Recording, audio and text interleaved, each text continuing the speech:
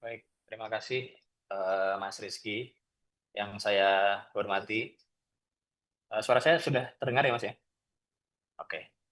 Yang saya hormati, Bapak Andi Mulyana, yang saya hormati juga, rekan-rekan, pembicara yang lain, yaitu Mbak Rahma Utami dan Mbak Rahmania. Terima kasih sudah berkenan untuk join di webinar kami juga. Ini kebetulan saya sebagai narasumber dan juga sebagai organizer, sehingga saya merangkap, berterima kasih, sudah berkenan untuk menjadi narasumber, juga untuk Mas moderator, Mas Rizky. Terima kasih atas kesempatannya dan juga untuk seluruh peserta yang terdiri dari mahasiswa pariwisata Universitas Terbuka dan juga teman-teman yang bergabung dari non mahasiswa. Selamat datang. Sebelumnya izinkan saya untuk share screen dulu.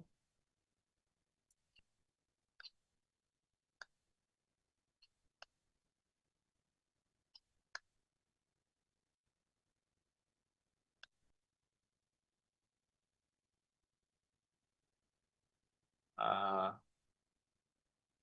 Oke, sebentar. Sepertinya saya harus membuka sistem setting dulu sebentar, Mas Rizky ya.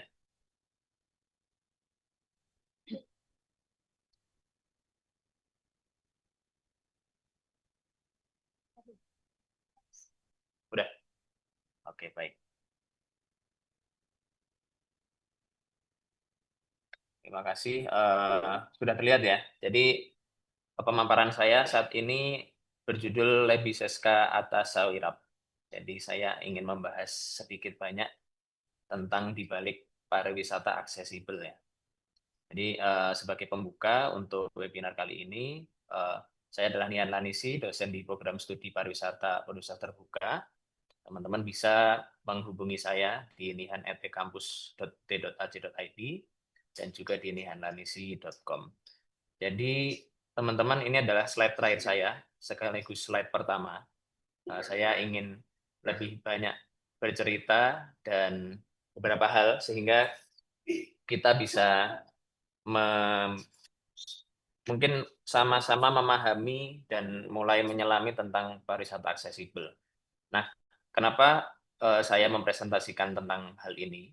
Karena yang pertama sebetulnya saya ingin bercerita tentang pengalaman saya sebagai peneliti tentang pariwisata aksesibel. Saya sudah pernah meneliti, yang pertama adalah tentang pariwisata tunanetra, kemudian yang kedua adalah kondisi pariwisata aksesibel di daerah istimewa Yogyakarta, dan kemudian yang di tahun ini penelitian saya tentang pariwisata website aksesibilitas website kepariwisataan di daerah istimewa Yogyakarta.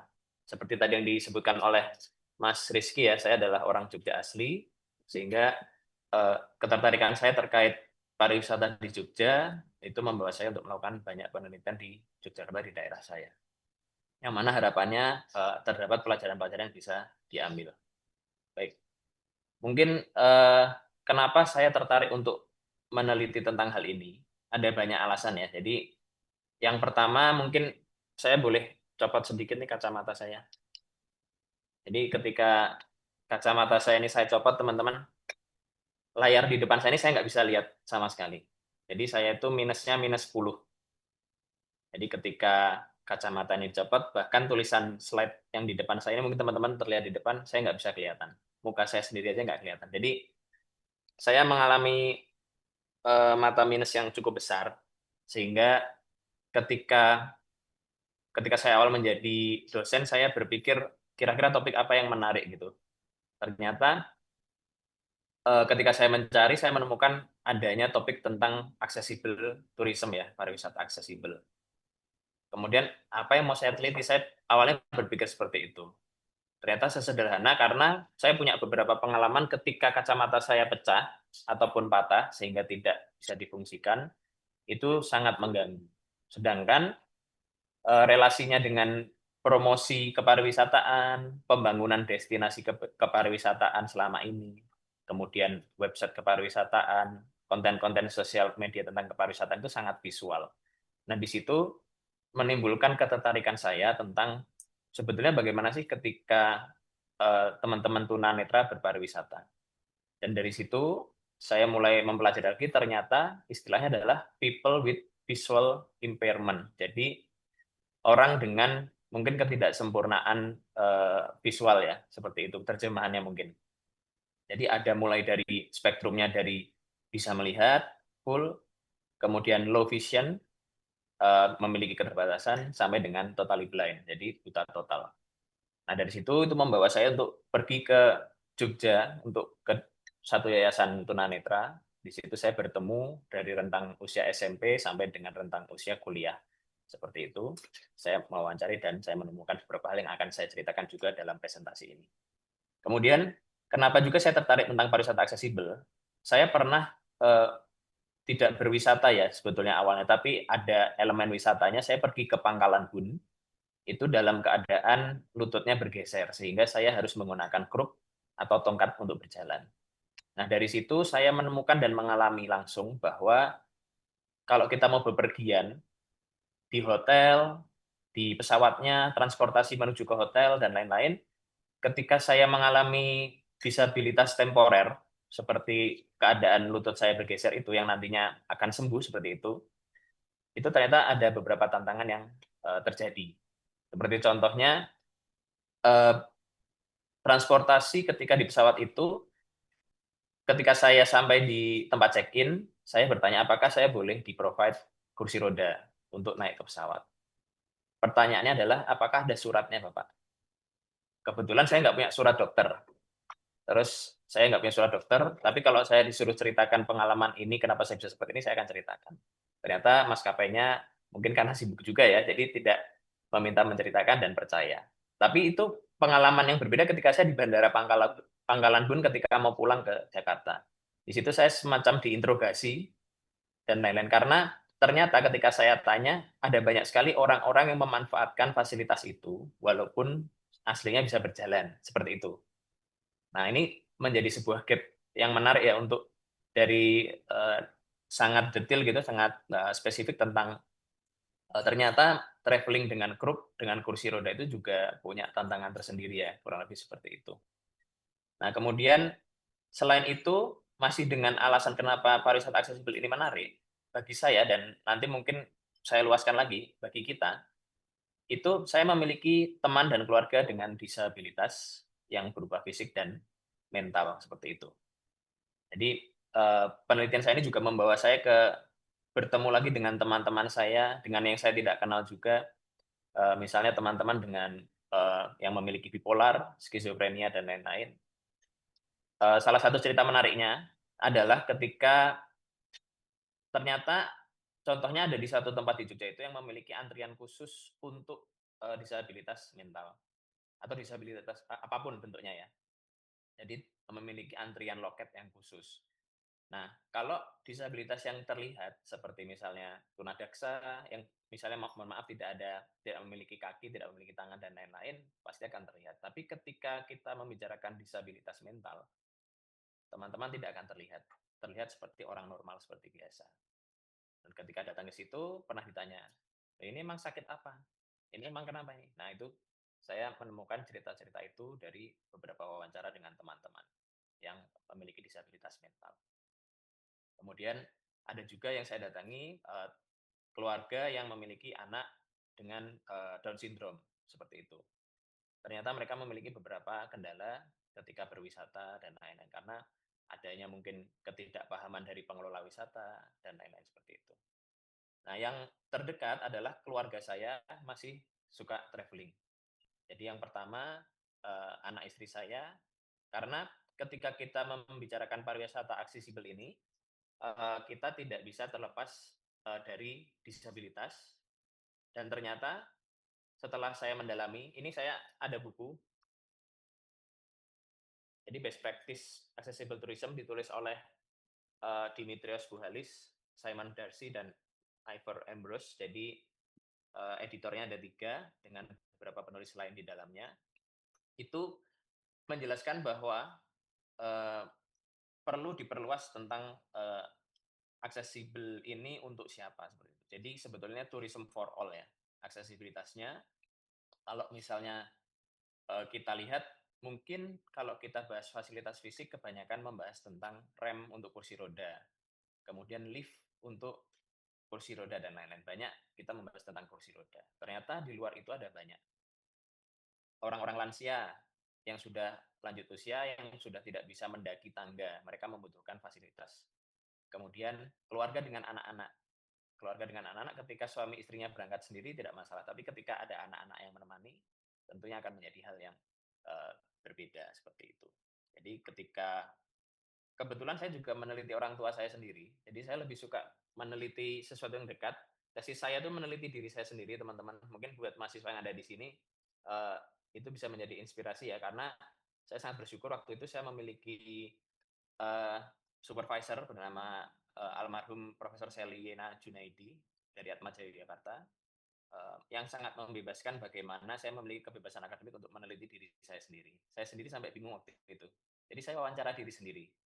Terus wawancara teman-teman saya terkait diri saya sendiri. Nah itu mungkin semoga nggak dianggap NPD ya. Tapi intinya adalah ketika kita meneliti yang dekat, ternyata pelajarannya bisa menjadi sesuatu yang luas, meskipun tidak bisa digeneralisasi. Oke, sebenarnya saya ingin menayangkan beberapa hal di browser, tapi mungkin saya tidak akan terlalu banyak bicara, ini sebagai pengantar saja. Nanti paparan dari Mbak Rahmania dari sisi praktis, kemudian dari paparan Mbak Rahma Utami juga akan sangat melengkapi dan sangat baik pastinya untuk bisa kita pahami bersama. Nah, saya punya beberapa cerita ya. Saya cerita-cerita aja teman-teman ini. Yang pertama adalah tentang kita memahami aksesibilitas. Jadi sebuah hal yang membuat saya terenyuh kemarin di penelitian saya yang terakhir ini yang belum selesai ini, saya datang ke Bogor, ke Yayasan Penyandang Disabilitas Kota Bogor. Saya bertemu Pak Hasan Basri. Pak Hasan Basri itu adalah salah satu istilahnya dedengkotnya lah, aktivis disabilitas yang kebetulan beliau juga seorang penyandang disabilitas. Beliau bercerita dengan semangat bahwa pemerintah Kota Bogor sudah menggodok untuk rencana tentang penyediaan akses-akses untuk pariwisata yang aksesibel, seperti itu. Kemudian untuk aksesibilitas, mobilitas, dan lain-lain.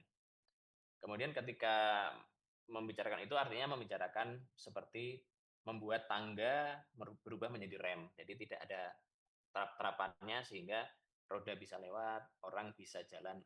Kemudian seperti penyediaan, ini hal sederhana, tapi ternyata penting, dan saya dapatkan data ini juga dari orang tua saya sendiri, bahwasanya kebutuhan tentang pegangan di toilet, teman-teman, ini terkait fasilitas fisik ya. Di toilet itu kadang-kadang ada pegangan, besi pegangan itu sangat penting ternyata untuk orang-orang yang membutuhkan, seperti yang lututnya sudah tidak kuat untuk berdiri, kemudian orang yang memiliki kebutuhan bantuan berdiri khusus, dan lain-lain, seperti itu. Nah, jadi salah satu yang menarik dan senangnya ada Mbak Rahma Utami di sini nanti bisa menjelaskan, kita juga bisa sama-sama belajar adalah ternyata aksesibilitas digitalnya sama sekali belum disentuh di Kota Bogor.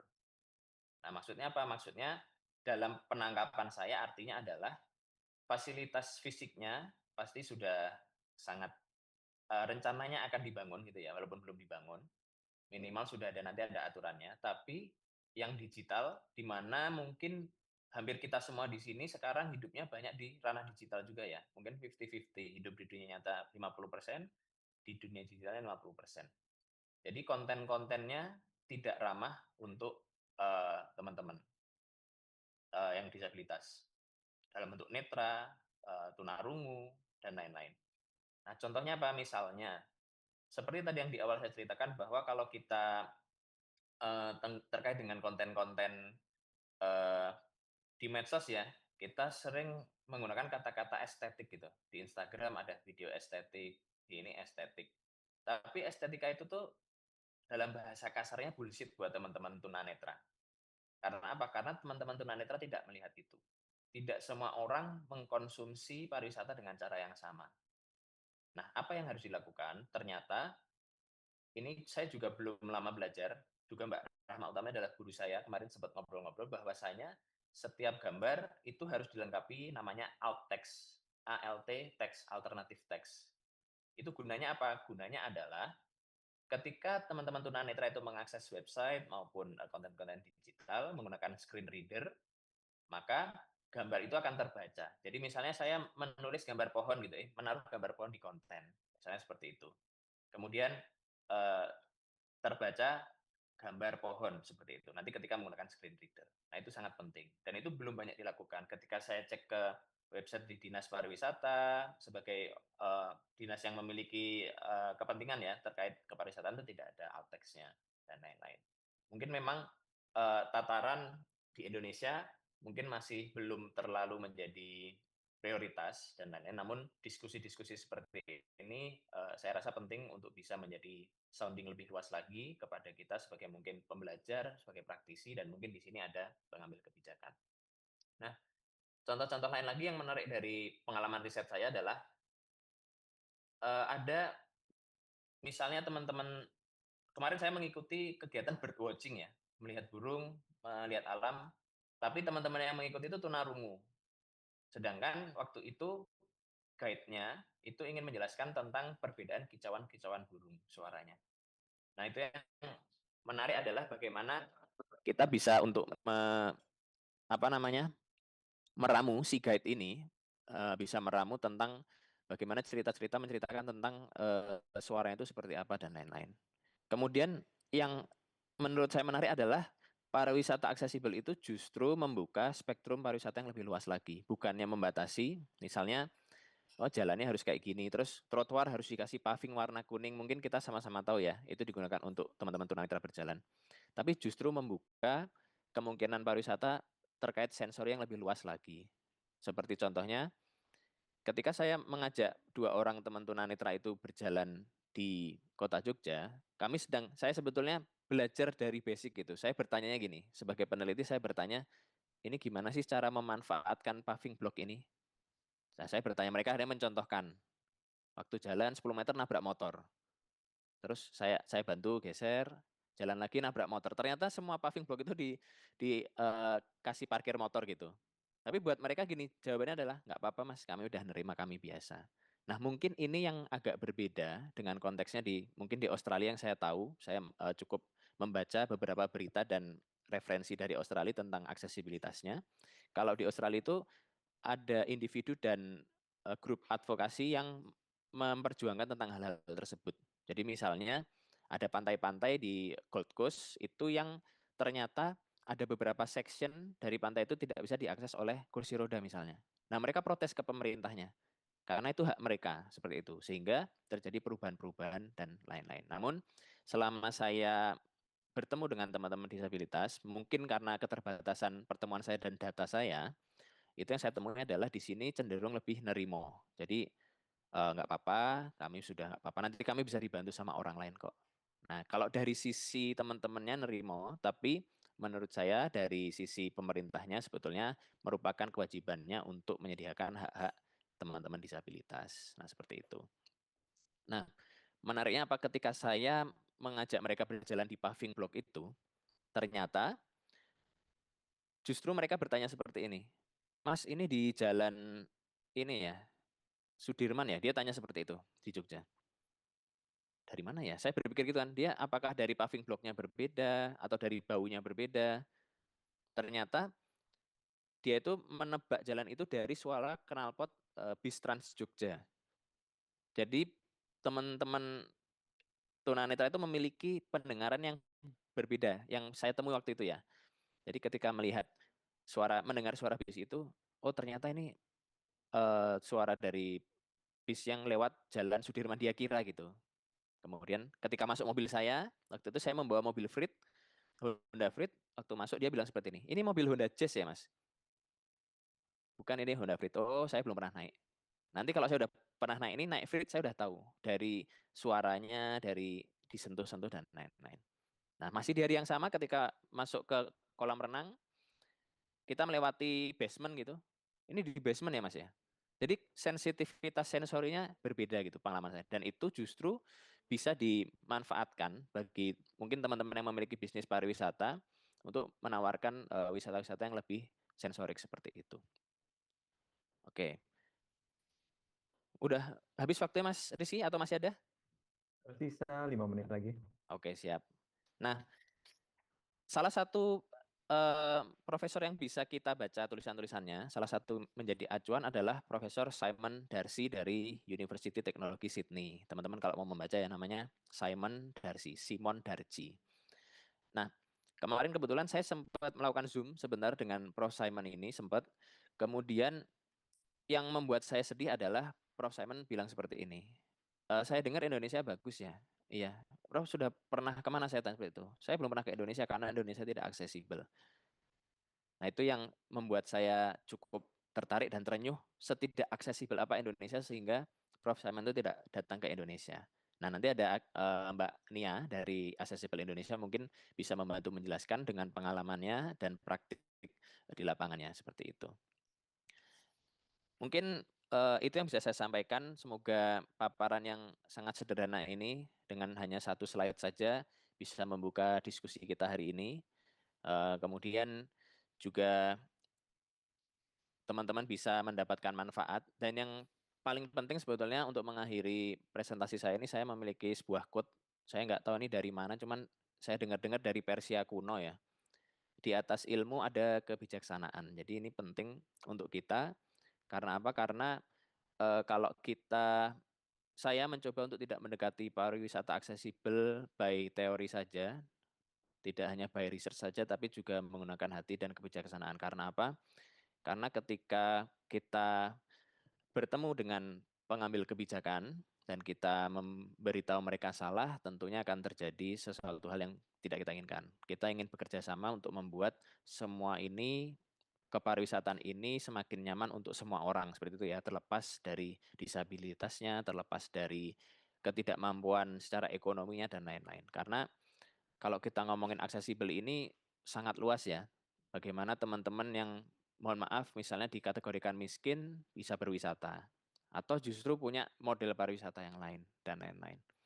Nah, mungkin itu saja yang ingin saya sampaikan. Semoga berkenan dan bermanfaat. Terima kasih atas kesempatannya. Jika nanti ada yang ingin bertanya di sini silahkan, dan ingin menghubungi saya secara langsung, saya persilahkan untuk menghubungi lewat email tadi.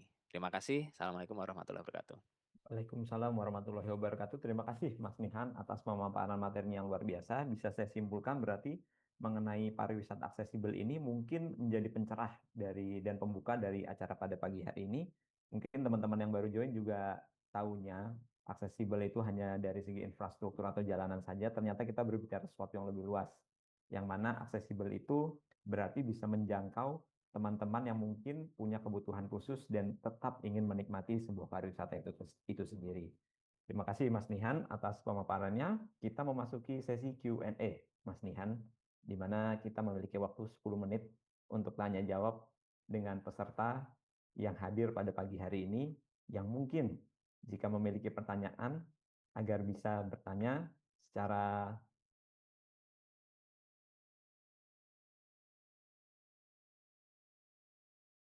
mungkin jika ada teman-teman yang ingin bertanya secara langsung agar bisa raise hand ataupun berbicara mengetik melalui kolom chat yang ada di bawah ini.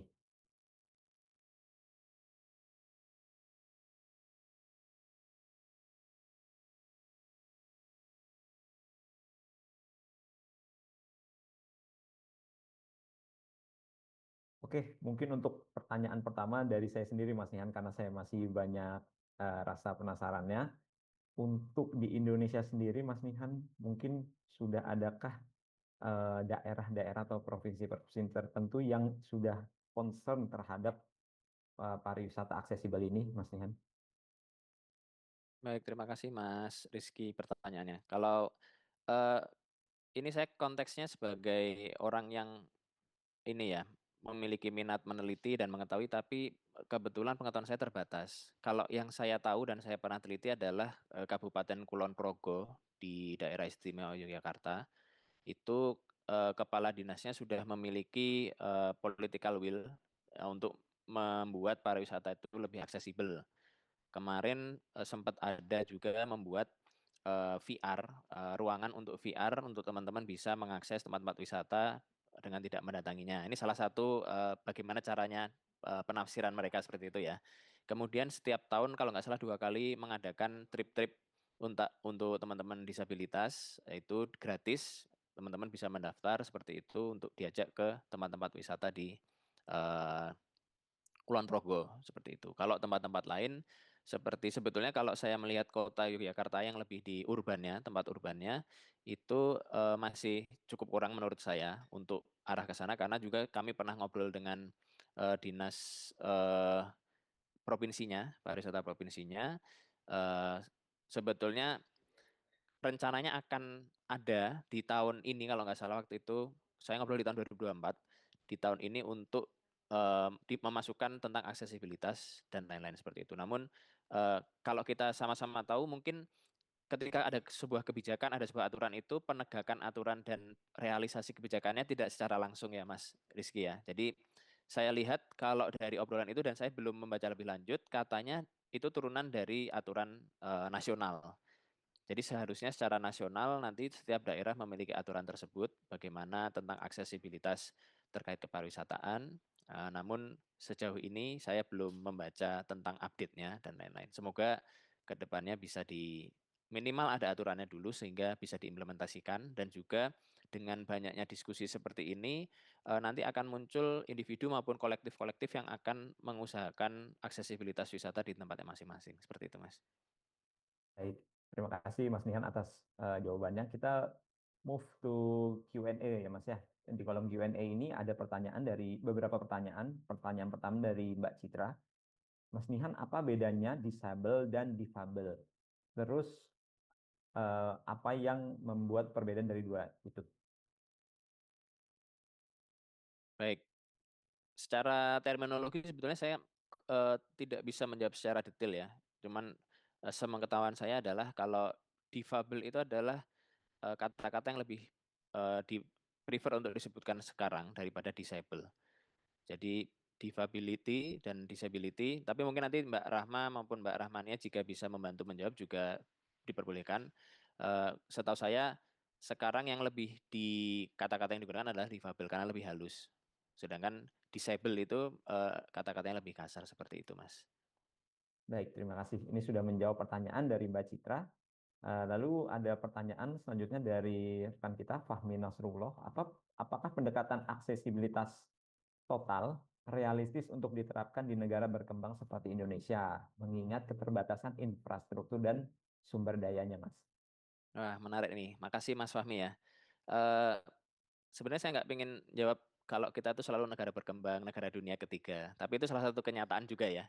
Jadi kenyataan yang harus kita hadapi, karena ketika saya membaca literatur-literatur seperti ini, yang tadi saya tunjukkan, best practice in accessible tourism, ini isinya negara Eropa, negara Australia, terus negara-negara macam-macam. Cuman kalau kita mengetahui Eropa kan sebetulnya masing-masing negara juga memiliki tingkatnya ya. Seperti Yunani misalnya, mungkin secara ekonomi juga tidak sebaik Jerman misalnya, seperti itu. Namun konteksnya lagi, memang saya sebagai pengamat dan peneliti tentang hal ini juga merasa perkembangan tentang aksesibilitas di Indonesia mungkin tidak akan semudah di luar negeri, yang mungkin negara maju seperti itu. Karena apa? Karena yang pertama, ketika saya temukan dari penelitian tuh, masalahnya justru salah satunya adalah edukasi yang minim kepada pelaku pariwisata, Mas Rizky dan Mas Fahmi. Jadi teman-teman mungkin bisa mengakses, nanti saya share di kolom chat. Saya membuat sebuah website, kontennya belum banyak. Itu namanya merem.my.id, sambil saya ketik ya. Kalau teman-teman mau membuka, ini sebetulnya saya ingin membuka sebuah ruang di mana saya bisa menulis dan teman-teman bisa menulis tentang utamanya pariwisata untuk tunanetra. Karena merem itu kalau dalam bahasa Jawa tuh namanya apa ya, merem itu bahasa Indonesia-nya? Merem gini. Jadi menutup mata, menutup mata. Jadi merem.my.id, ketika saya menemukan di lapangan, ternyata banyak juga yang ketika saya ajak diskusi, teman-teman pengelola wisata itu yang bingung ketika ada orang seperti ini, saya harus gimana ya Mas ya? Ketika orang seperti ini saya gimana ya? Kasusnya waktu itu salah satu yang menarik buat saya adalah ketika ada seorang skizofrenia, orang dengan skizofrenia itu ke pantai, kemudian merasa anxiety dengan keramaiannya, kemudian mungkin istilahnya, saya mohon maaf kalau salah ya, relapse seperti itu. Nah, pengelola pantainya itu tiba-tiba memberikan minum, terus macam-macam dan lain-lain. Pokoknya melakukan banyak hal yang setahu dia itu baik untuk dilakukan, ternyata menurut ilmu mental health itu justru kebalikannya. Orang itu sebetulnya hanya butuh namanya ruang tenang, ruang aman seperti itu ya. Tidak butuh diajak ngomong, tidak butuh dia kasih minum teh panas dan lain-lain. Nah, pengetahuan-pengetahuan ini itu masih ada gapnya yang sangat luas menurut saya. Jadi terkait misalnya ini yang ada kasus menarik tadi belum saya sampaikan adalah di Gunung Rinjani itu mau dibangun sky train. Jadi untuk memungkinkan orang tidak mendaki tapi bisa sampai ke atas gunung. Yang seperti kita bisa lihat di kayak ski resort, mungkin di gunung-gunung di Eropa, di Pyrenees dan lain-lain ya. Nah, ini ditolak oleh banyak orang, oleh LSM lingkungan, oleh teman-teman pendaki dan lain-lain. Padahal kalau kita lihat dari sudut pandang aksesibilitas, artinya orang tua saya bisa mendaki ke Gunung Rinjani. Artinya teman-teman yang tidak bisa mendaki lewat gunung-gunung berbatu itu bisa sampai Gunung Rinjani. Nah, artinya di sini masih ada gap antara banyak hal ya. Jadi secara budaya, secara pengetahuan dan lain-lain dan diskusinya sepertinya tentang aksesibilitas ini masih belum banyak masuk ke situ. Seperti itu Mas Fahmi, terima kasih ya pertanyaannya. Benar sekali jawabannya, Mas Nihan. Ini izin sebelum kita move ke pertanyaan-pertanyaan selanjutnya, terdapat pertanyaan-pertanyaan yang mungkin ini di luar konteks daripada tema obrolan kita pada hari ini, seperti mata kuliah berpraktik dan lain-lain. Teman-teman izin mengingatkan untuk mata kuliah berpraktik ataupun praktik itu teman-teman jika masih ada pertanyaan, bisa nonton ulang di live streamingnya Universitas Terbuka Sapa Mahasiswa Pariwisata dengan judul MK Berpraktik. Di situ banyak dan sangat dibahas tentang MK Berpraktik dan juga MK Praktik. Jadi monggo nanti teman-teman silaturahim ke YouTube Universitas Terbuka. Sekarang kita move Mas ke mungkin pertanyaan terakhir. Ini banyak sekali rupanya pertanyaannya. Mau kita pilih salah satu yakni dari Pak Aldino.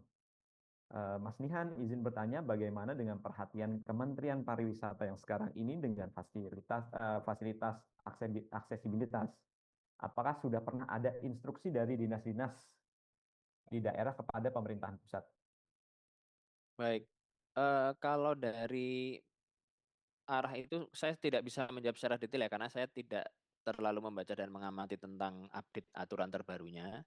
Jadi saya tidak bisa menjawab. Namun yang saya bisa jawab adalah yang dari data primer yang saya dapatkan bahwa di tahun 2024, akhir 2024, saya ke Dinas Pariwisata Provinsi DIY Yogyakarta, itu disebutkan bahwa di tahun ini rencananya akan ada turunan dari aturan nasional yang akan memberikan instruksi-instruksi maupun arahan aturan itu untuk terkait membuat pariwisata lebih aksesibel atau mungkin pembangunan tentang fasilitas-fasilitas bagi disabilitas.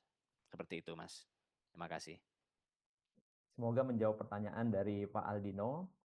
Ini mungkin masih banyak pertanyaan, tapi sudah banyak juga yang terjawab. Izin saya untuk menjawab secara langsung. Ada satu pertanyaan terkait sertifikat dari acara ini nanti bisa diakses pada akhir sesi, yakni melalui link form evaluasi. Jadi teman-teman bisa mengikuti sampai akhir dan nanti di akhir akan ada link form evaluasi untuk otomatis dikirimkan sertifikat sebagai bukti dari keikutsertaan teman-teman pada acara hari ini.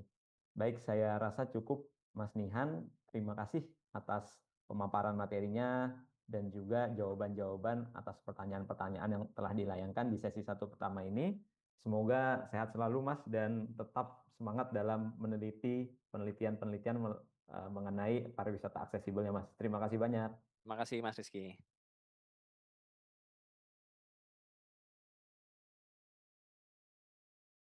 Baik, teman-teman sekalian, mahasiswa-mahasiswa dan peserta umum yang tergabung dalam Zoom webinar pada hari ini. Selanjutnya kita akan berganti narasumber menjadi narasumber yang kedua, yakni telah hadir bersama kita Ibu Rahmania atau bisa dipanggil Ibu Nia, selaku perwakilan dari Aksesibel Indonesia, yakni agen perjalanan aksesibel. Ibu Rahmania atau Ibu Nia akan berbagi pengalaman-pengalaman di lapangan sebagai praktisi dalam menyediakan layanan wisata yang ramah disabilitas. Selamat pagi Ibu Rahmania, apakah suara saya terdengar? Selamat pagi Pak. Ya, terdengar dengan sangat baik. Baik, Ibu, izin Bu mau dipanggilnya Ibu Nia atau Mbak Nia biar lebih Mbak aja. Mbak Nia ya, biar lebih energik Ya. dan lebih mudah ya Bu ya. Mbak Ya. Nia. Mbak Nia, sama dengan pemaparan materi sebelumnya, akan diberikan waktu kurang lebih 25 menit dan sesi Q&A selama 10 menit. Dan sebelum kita mulai, mungkin saya izin untuk membacakan CV-nya terlebih dahulu, Mbak Nia. Ya. Baik, Mbak Nia dengan nama lengkap Rahmania, SPD, MPD, yakni selaku travel consultant di Accessible Indonesia, menempuh pendidikan sarjana di Universitas Negeri Makassar pada tahun 2024 ini, untuk Salah gelar saya kayak.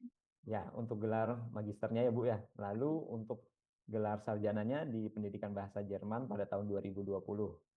Lalu Mbak Nia ini juga selaku travel consultant dan telah memiliki banyak pengalaman di lapangan terkait tema pada hari ini, telah memberikan kontribusi dan pengaturan perjalanan khusus bagi klien-klien yang memiliki kebutuhan khusus, menangani pertanyaan-pertanyaannya, lalu mengkoordinasikan penyedia layanannya, serta turut membuat berbagai konten edukatif terkait pariwisata aksesibel. Dan mungkin tanpa berlama-lama, agar kita bisa mendengarkan pemaparan materi pada hari ini dari sudut pandang praktisi, yakni Mbak Nia, waktu dan tempat kami persilahkan.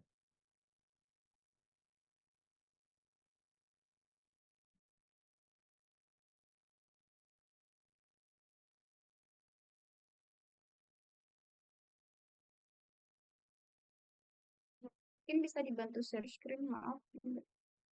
Oke, baik.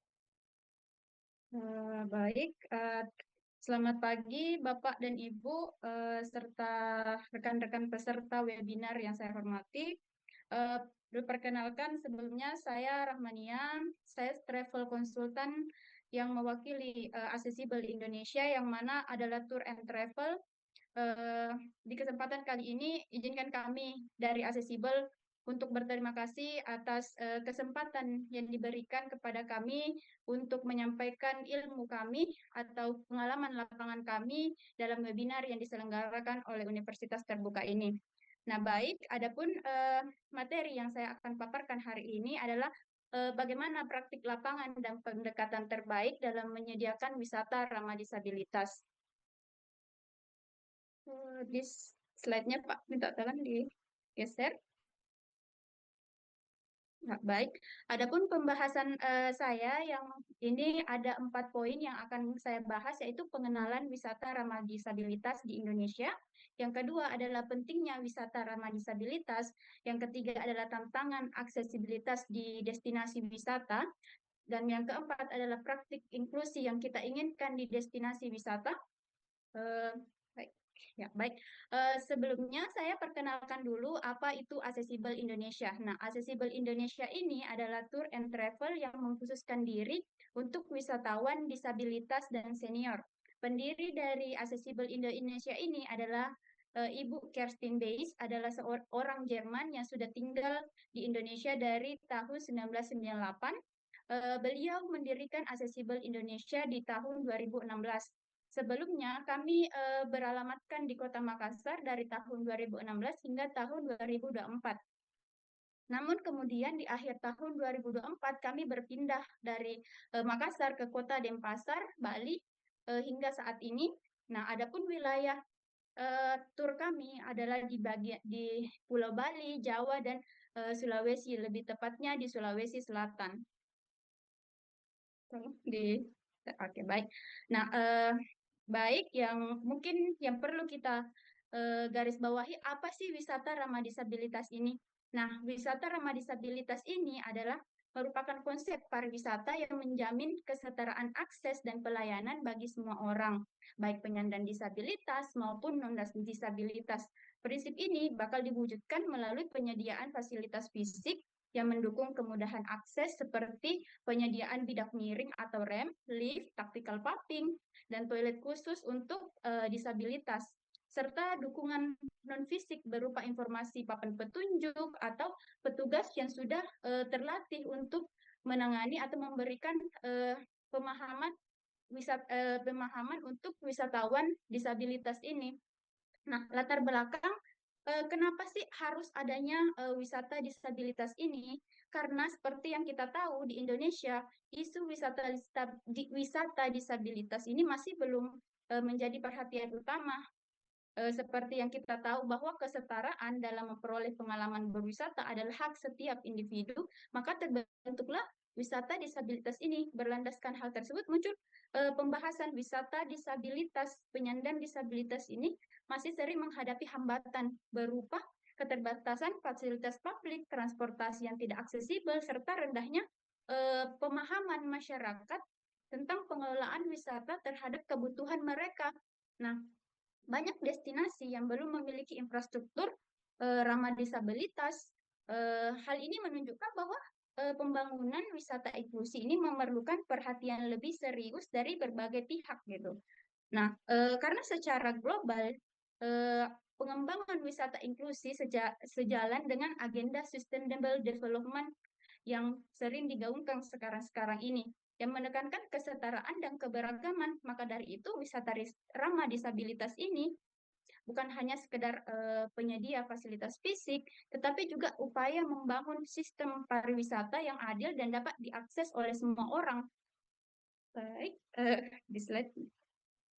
Baik, nah ini bagaimana wisata ramah disabilitas di Indonesia. Setelah membahas apa itu wisata disabilitas, kita harus mengetahui bagaimana wisata ramah disabilitas di negara kita sendiri.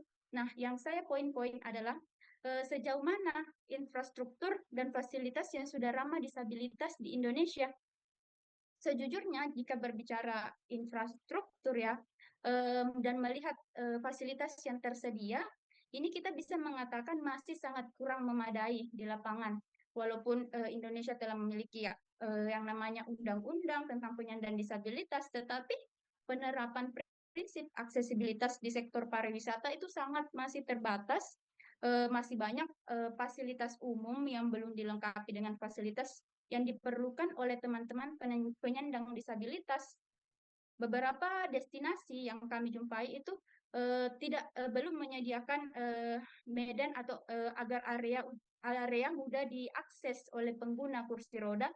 Hal ini menunjukkan meskipun regulasi sudah ada, implementasi di lapangan masih perlu diperkuat, tetapi belum ada dukungan yang kokoh bagaimana infrastruktur dan fasilitas ini mendukung untuk teman-teman wisatawan bisa bepergian dengan baik. Yang kedua adalah bagaimana tingkat kesadaran masyarakat terhadap penyandang disabilitas. Nah, kesadaran masyarakat kita di Indonesia sendiri, tingkat kesadarannya itu masih masyarakat terhadap pelayanan bagi penyandang disabilitas ini masih belum merata. Kenapa saya sebut belum merata? Karena walaupun sudah ada kemajuan dalam hal regulasi, pembangunan fasilitas, namun stigma sosial serta diskriminasi masih sering terjadi. Pemahaman masyarakat juga masih tergolong rendah tentang pentingnya layanan inklusif ini. Juga ini terutama di wilayah fasilitas yang belum memadai. Contohnya, kami ambil contoh itu di destinasi wilayah seperti bagian Jawa, bagian Bali, masih banyak petugas destinasi yang belum memahami secara mendalam apa saja yang diperlukan wisatawan penyandang disabilitas ketika mereka berkunjung ke destinasi yang tempat mereka bekerja. Jadi kita harus memberikan pengelolaan atau memberikan celah bagaimana orang-orang ini mengerti dan memahami apa itu wisata disabilitas. Yang ketiga adalah seberapa besar sih potensi pasar wisatawan disabilitas. Ini ketika kita membahas bagaimana wisatawan disabilitas, sejauh mana atau bagaimana tingkat kesadaran, kita harus membahas bagian apa sih potensi yang bisa kita ambil dari wisatawan disabilitas ini. Potensi pasarnya itu kalau dibandingkan dengan di Indonesia, potensinya itu sangat besar, mengingat penyandang disabilitas merupakan salah satu populasi terbesar di dunia yang memiliki minat berwisata yang cukup besar. Ini di kami di Accessible Indonesia sebagai Tour and Travel, dari tahun 2025 ini meningkat sangat pesat inklusifnya dan meningkat kemauan orang-orang berwisata ke Indonesia ini semakin banyak. Jadi dari sektor ekonomi memiliki signifikan penjualan dan ekonomi pasar yang cukup jelas. Secara global kan sekitar 15% populasi di dunia adalah penyandang disabilitas. Berdasarkan pengalaman itu ini menunjukkan tingkat minat wisatawan disabilitas terhadap destinasi itu membuat peluang besar untuk mengembangkan sektor pariwisata yang berkelanjutan karena akan selalu ada permintaan di data yang kami dapat ada ratusan permintaan perjalanan ke Indonesia dari mancanegara. Ini membuat sektor pariwisata kita akan semakin meningkat. Baik, selanjutnya Pak.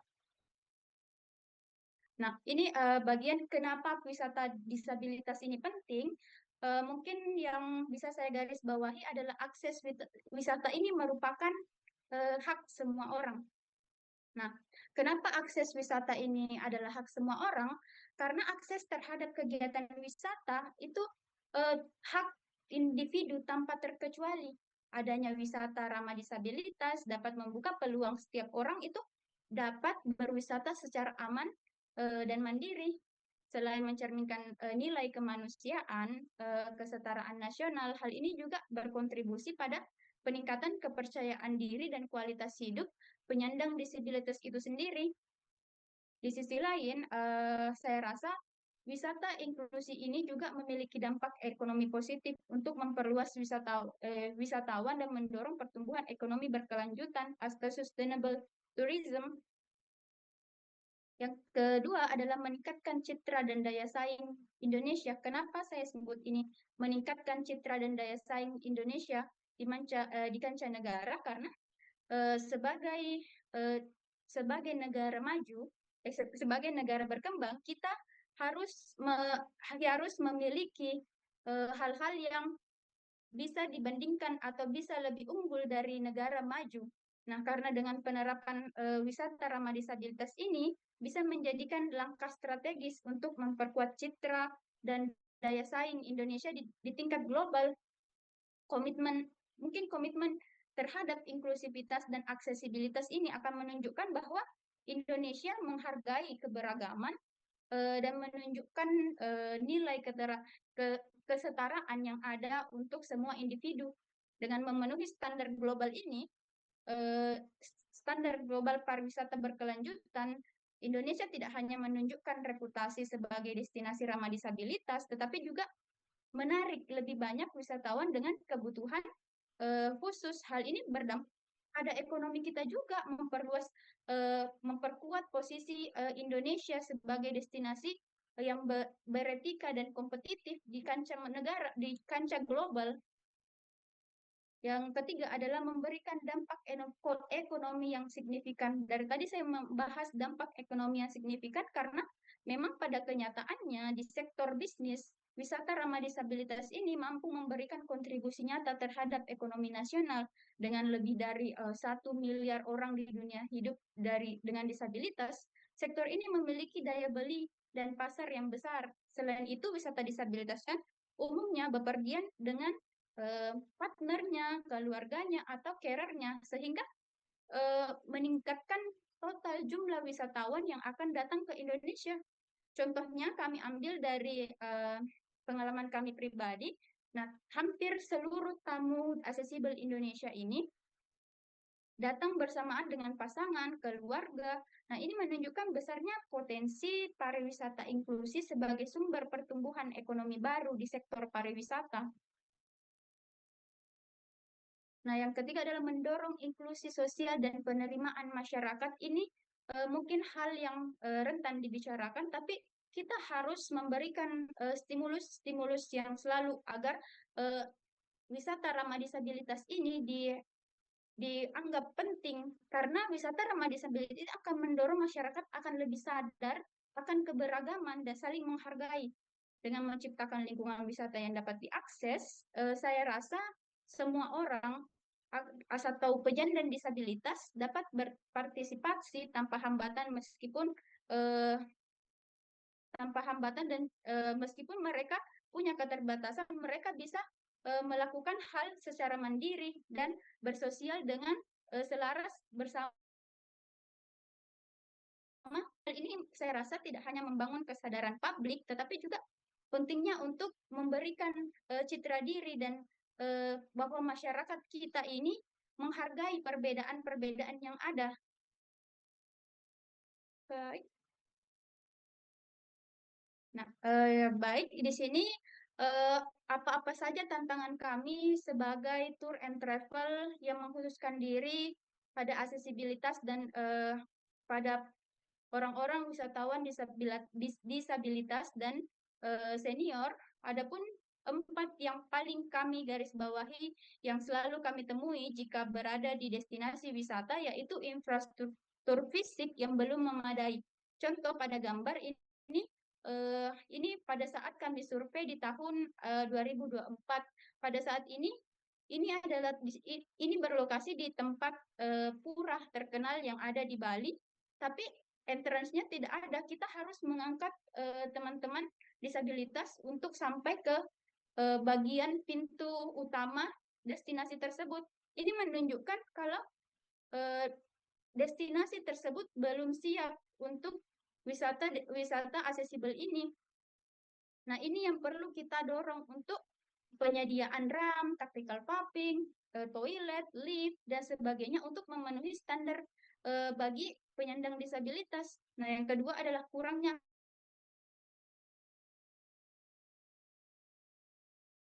sudah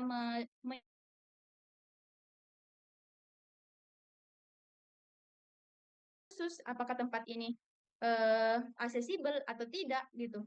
Ini bukan cuma masalah yang ada di lokasi yang masih minim, tapi informasi online pun masih minim di semua destinasi yang ada di Indonesia, sehingga wisatawan disabilitas ini sulit merencanakan perjalanannya sendiri. Yang ketiga adalah keterbatasan transportasi aksesibel. Nah, ini juga menjadi momok besar bagi kita karena transportasi umum di Indonesia jarang sekali dilengkapi dengan fasilitas untuk pengguna kursi roda.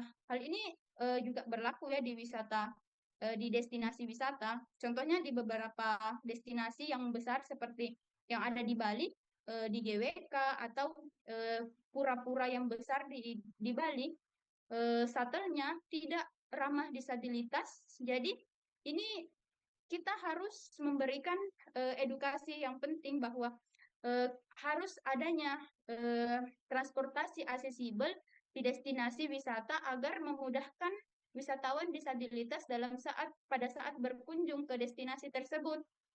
Juga mungkin masalah bidak miring atau rem. Nah, yang kami temui di destinasi wisata biasanya bidak miring yang mereka buat, mereka sudah mengkategorikan dirinya aksesibel tapi ketika kita ke sana, kita membawa tamu kita ke sana, nah bidak miring yang mereka buat sangat terjal. Nah, ini tidak bisa digunakan oleh teman-teman karena ini terjal dan ini membahayakan untuk penyandang disabilitas itu sendiri.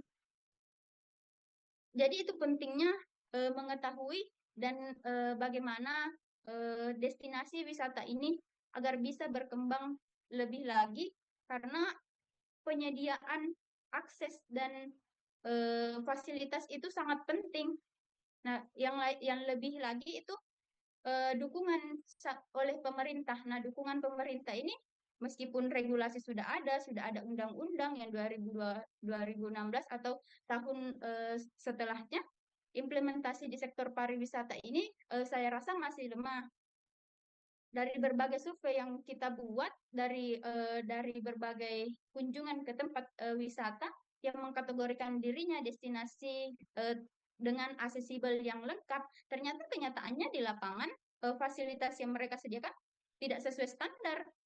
Contoh saja, ada toilet yang mereka buat khusus disabilitas. Nah, ketika kita datang ke sana, kita mengukur atau kita membawa orang-orang disabilitas ke sana, itu mereka tidak bisa menggunakan karena toilet tersebut terlalu sempit atau pegangan yang ada di dalam toilet itu sangat berjauhan dari tempat pegangan yang seharusnya. Nah, itu yang perlu diperhatikan oleh pemerintah karena ini sebenarnya terjadi karena pemerintah tidak terjun langsung untuk melihat apakah standar disabilitas ini sudah jelas atau tidak. Karena kalau mereka hanya mengkategorikan dirinya disabilitas, menyediakan tempat, tapi tidak memenuhi standar, itu sama saja tidak disabilitas. Baik, yang terakhir. Oke. Nah, ini bagian terakhir dari pembahasan saya. Seperti apa sih dari kami, Accessible Indonesia, yang bergerak di Tour and Travel, keinginan kami bahwa praktik inklusi ini yang harusnya terjadi di destinasi wisata. Yang pertama adalah akses fisik yang ramah disabilitas. Nah, pada gambar di atas ini adalah di sebuah pura yang ada di Bali. Ini sudah sangat fasilitasnya sudah sangat bagus. Nah, dengan penyediaan ini, teman-teman penyandang disabilitas yang sudah merasa dirinya cukup mampu untuk mengayuh sendiri kursi rodanya akan memudahkan mereka berwisata sendiri. Yang kedua adalah informasi yang mudah diakses. Nah, informasi yang mudah diakses ini adalah penyediaan informasi di laman website, di destinasi, atau ini kita ambil contoh pada gambar. Di sini hanya segelintir destinasi wisata yang memberikan papan petunjuk yang benar-benar bisa membantu untuk teman-teman disabilitas karena memberikan bahwa ini fasilitas sudah khusus untuk disabilitas. Nah, ini sangat penting saya rasa untuk memberikan informasi yang jelas agar memudahkan untuk teman-teman yang berwisata tanpa pendamping bisa mandiri dalam berwisata. Yang kedua adalah pelayanan yang inklusif. Nah, pelayanan yang inklusif yang saya maksud ini di sini adalah pemahaman pegawai atau staf yang ada di destinasi diusahakan dilatih untuk memahami kebutuhan atau bantuan apa yang dapat diberikan untuk teman-teman wisatawan disabilitas karena yang kami dapat dari di lapangan bahwasanya terkadang teman-teman staf yang bekerja di destinasi ini masih belum mengetahui apa yang harus dilakukan atau treatment apa yang harus diberikan ketika ada teman-teman penyandang disabilitas yang berwisata ke tempat mereka. Jadi ini harus adanya pelatihan untuk staf-staf agar mereka terlatih dan memahami setiap kebutuhan disabilitas itu, setiap disabilitas itu berbeda kebutuhannya. Nah, yang ketiga adalah yang terakhir adalah fasilitas tambahan ya.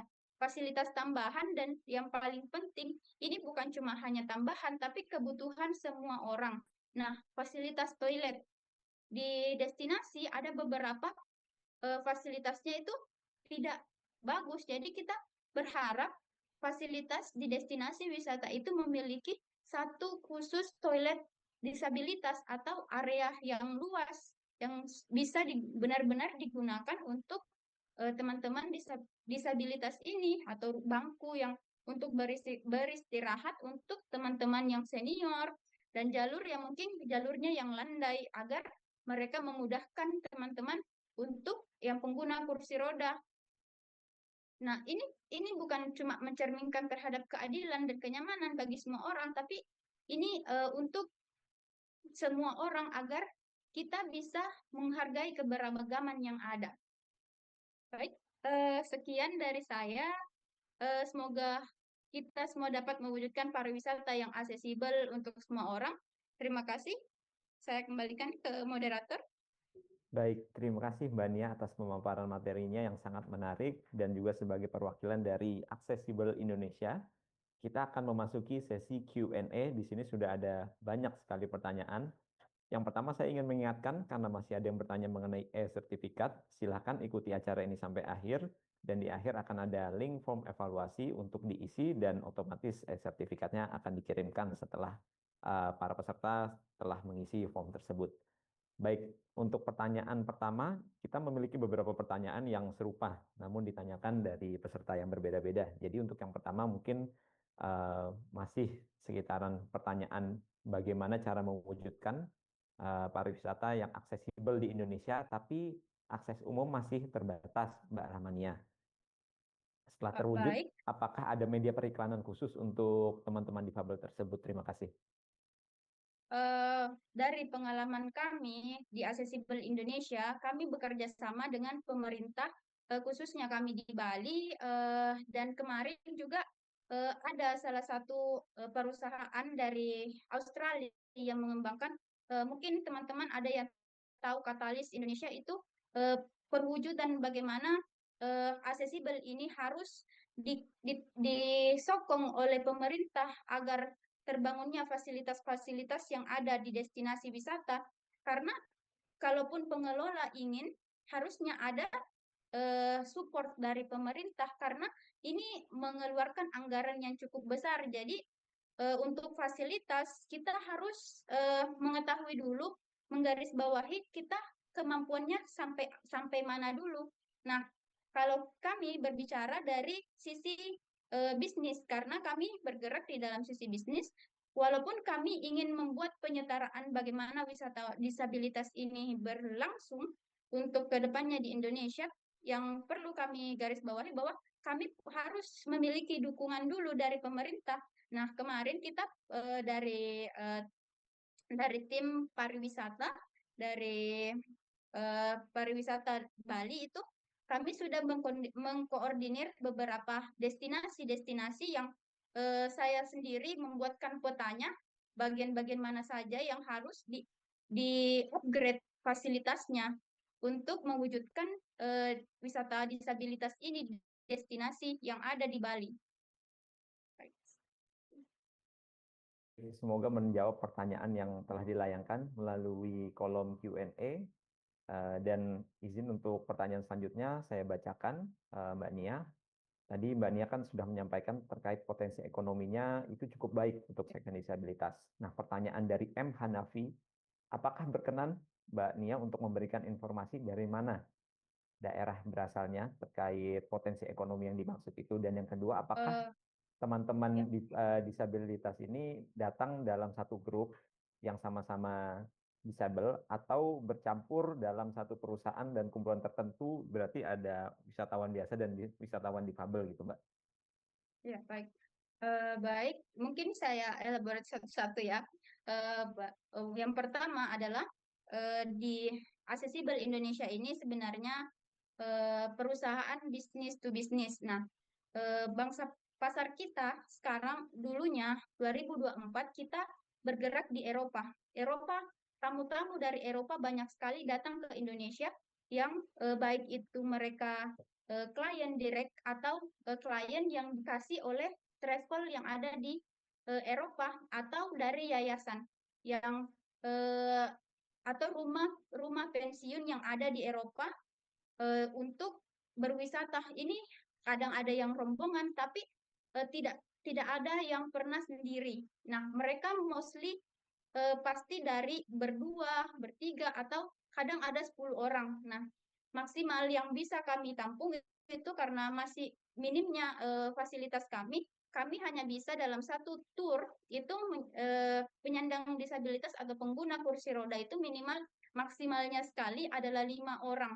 Karena yang seperti yang mungkin bisa dilihat di website kami punya highest lift yang memang dikhususkan untuk pengguna kursi roda saat berwisata ke Bali ataupun ke Yogyakarta.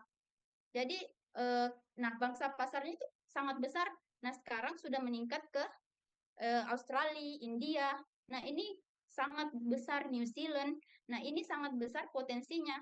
Sekarang ini karena saya di bagian penjualan, jadi saya data yang saya ambil adalah data yang bagaimana saya berkomunikasi dengan tamu tersebut.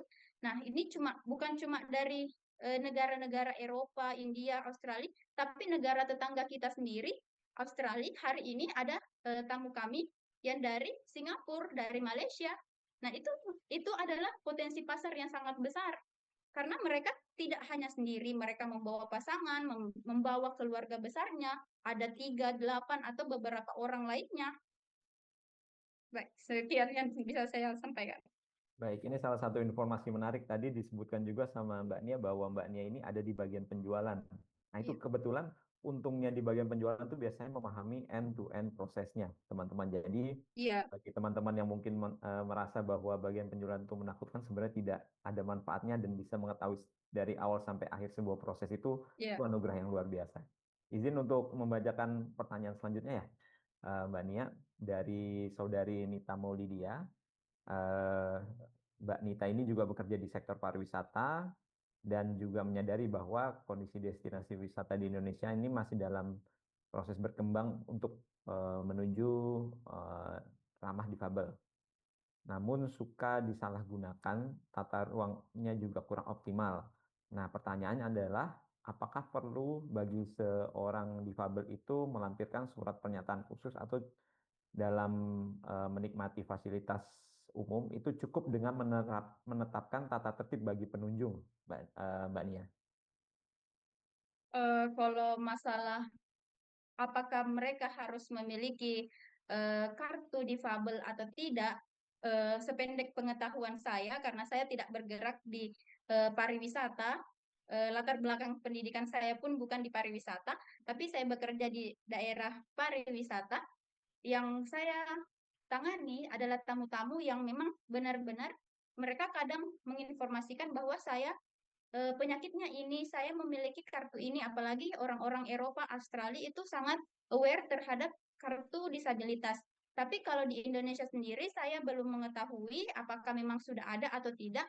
Tapi selama mereka merasa atau selama mereka memberikan permintaan kepada kami bahwa saya tidak bisa berjalan, saya butuh kursi roda, saya butuh mobil untuk yang pakai lift karena saya tidak bisa menggunakan kursi, tidak bisa berpindah dari kursi roda ke kursi mobil, itu kami sediakan. Ini bukan kadang juga ada yang orang tua. Nah, orang tua kan atau senior itu tidak perlu menggunakan kartu disabilitas, tapi memang sudah kemampuan mereka sudah terbatas gitu. Jadi saya rasa mau itu mereka memiliki atau tidak, mereka, nah, kesadaran publik sendiri atau kesadaran masyarakat yang perlu ditekankan.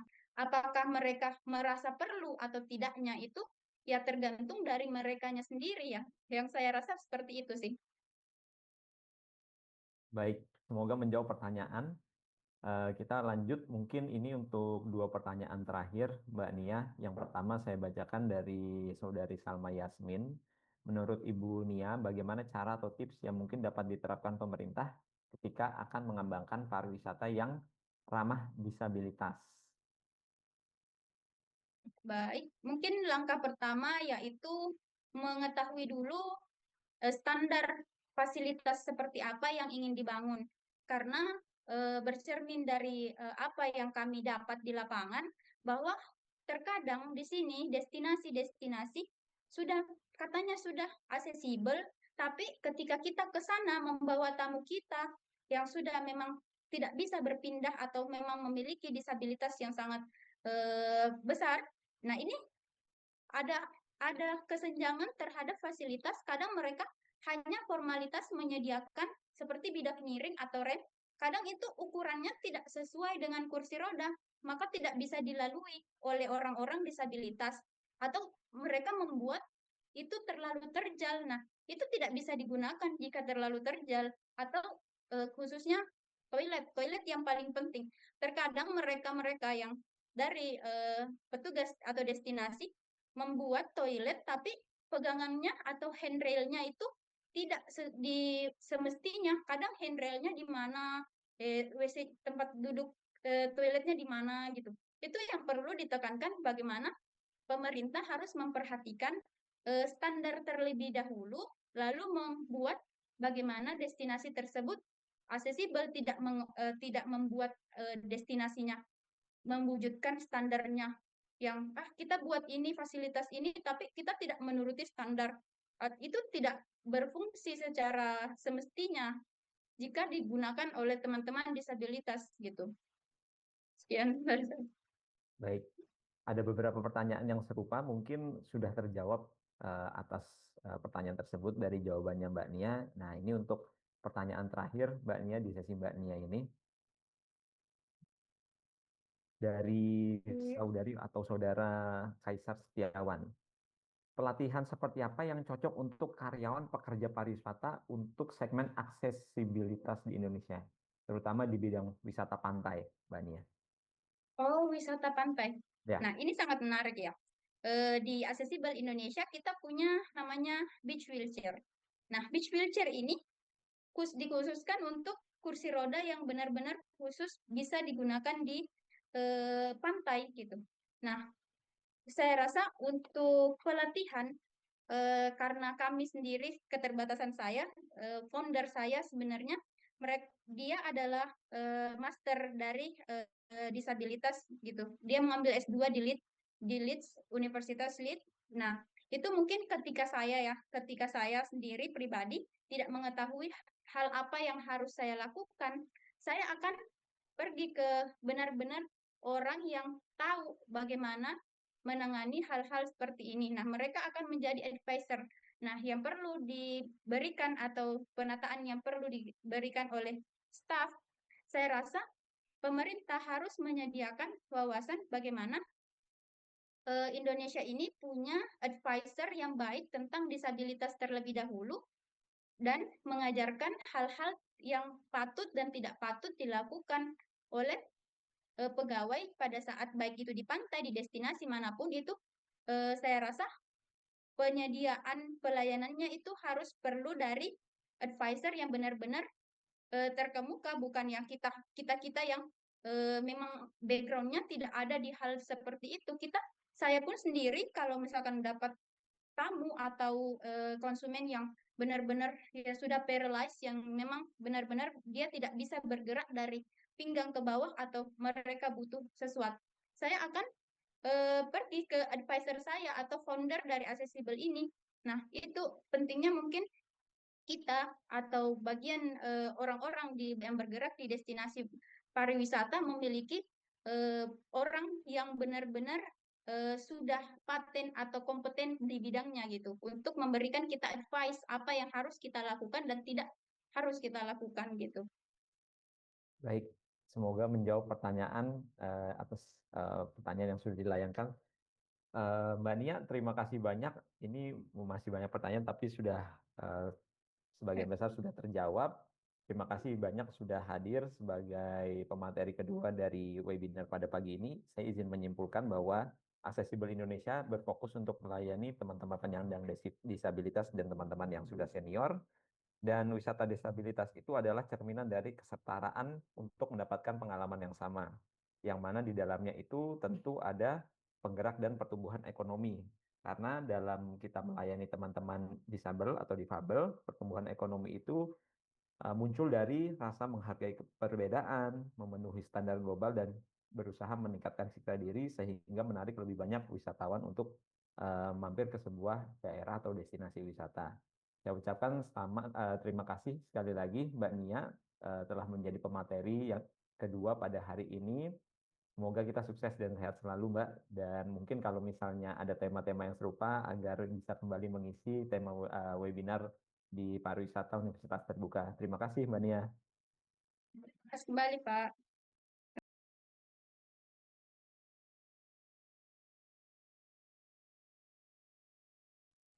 Baik, teman-teman sekalian, para peserta dari webinar pada pagi hari ini, kita akan memasuki sesi selanjutnya, yakni pemaparan materi dan juga tanya jawab bersama narasumber kita yang ketiga, yakni telah hadir bersama kita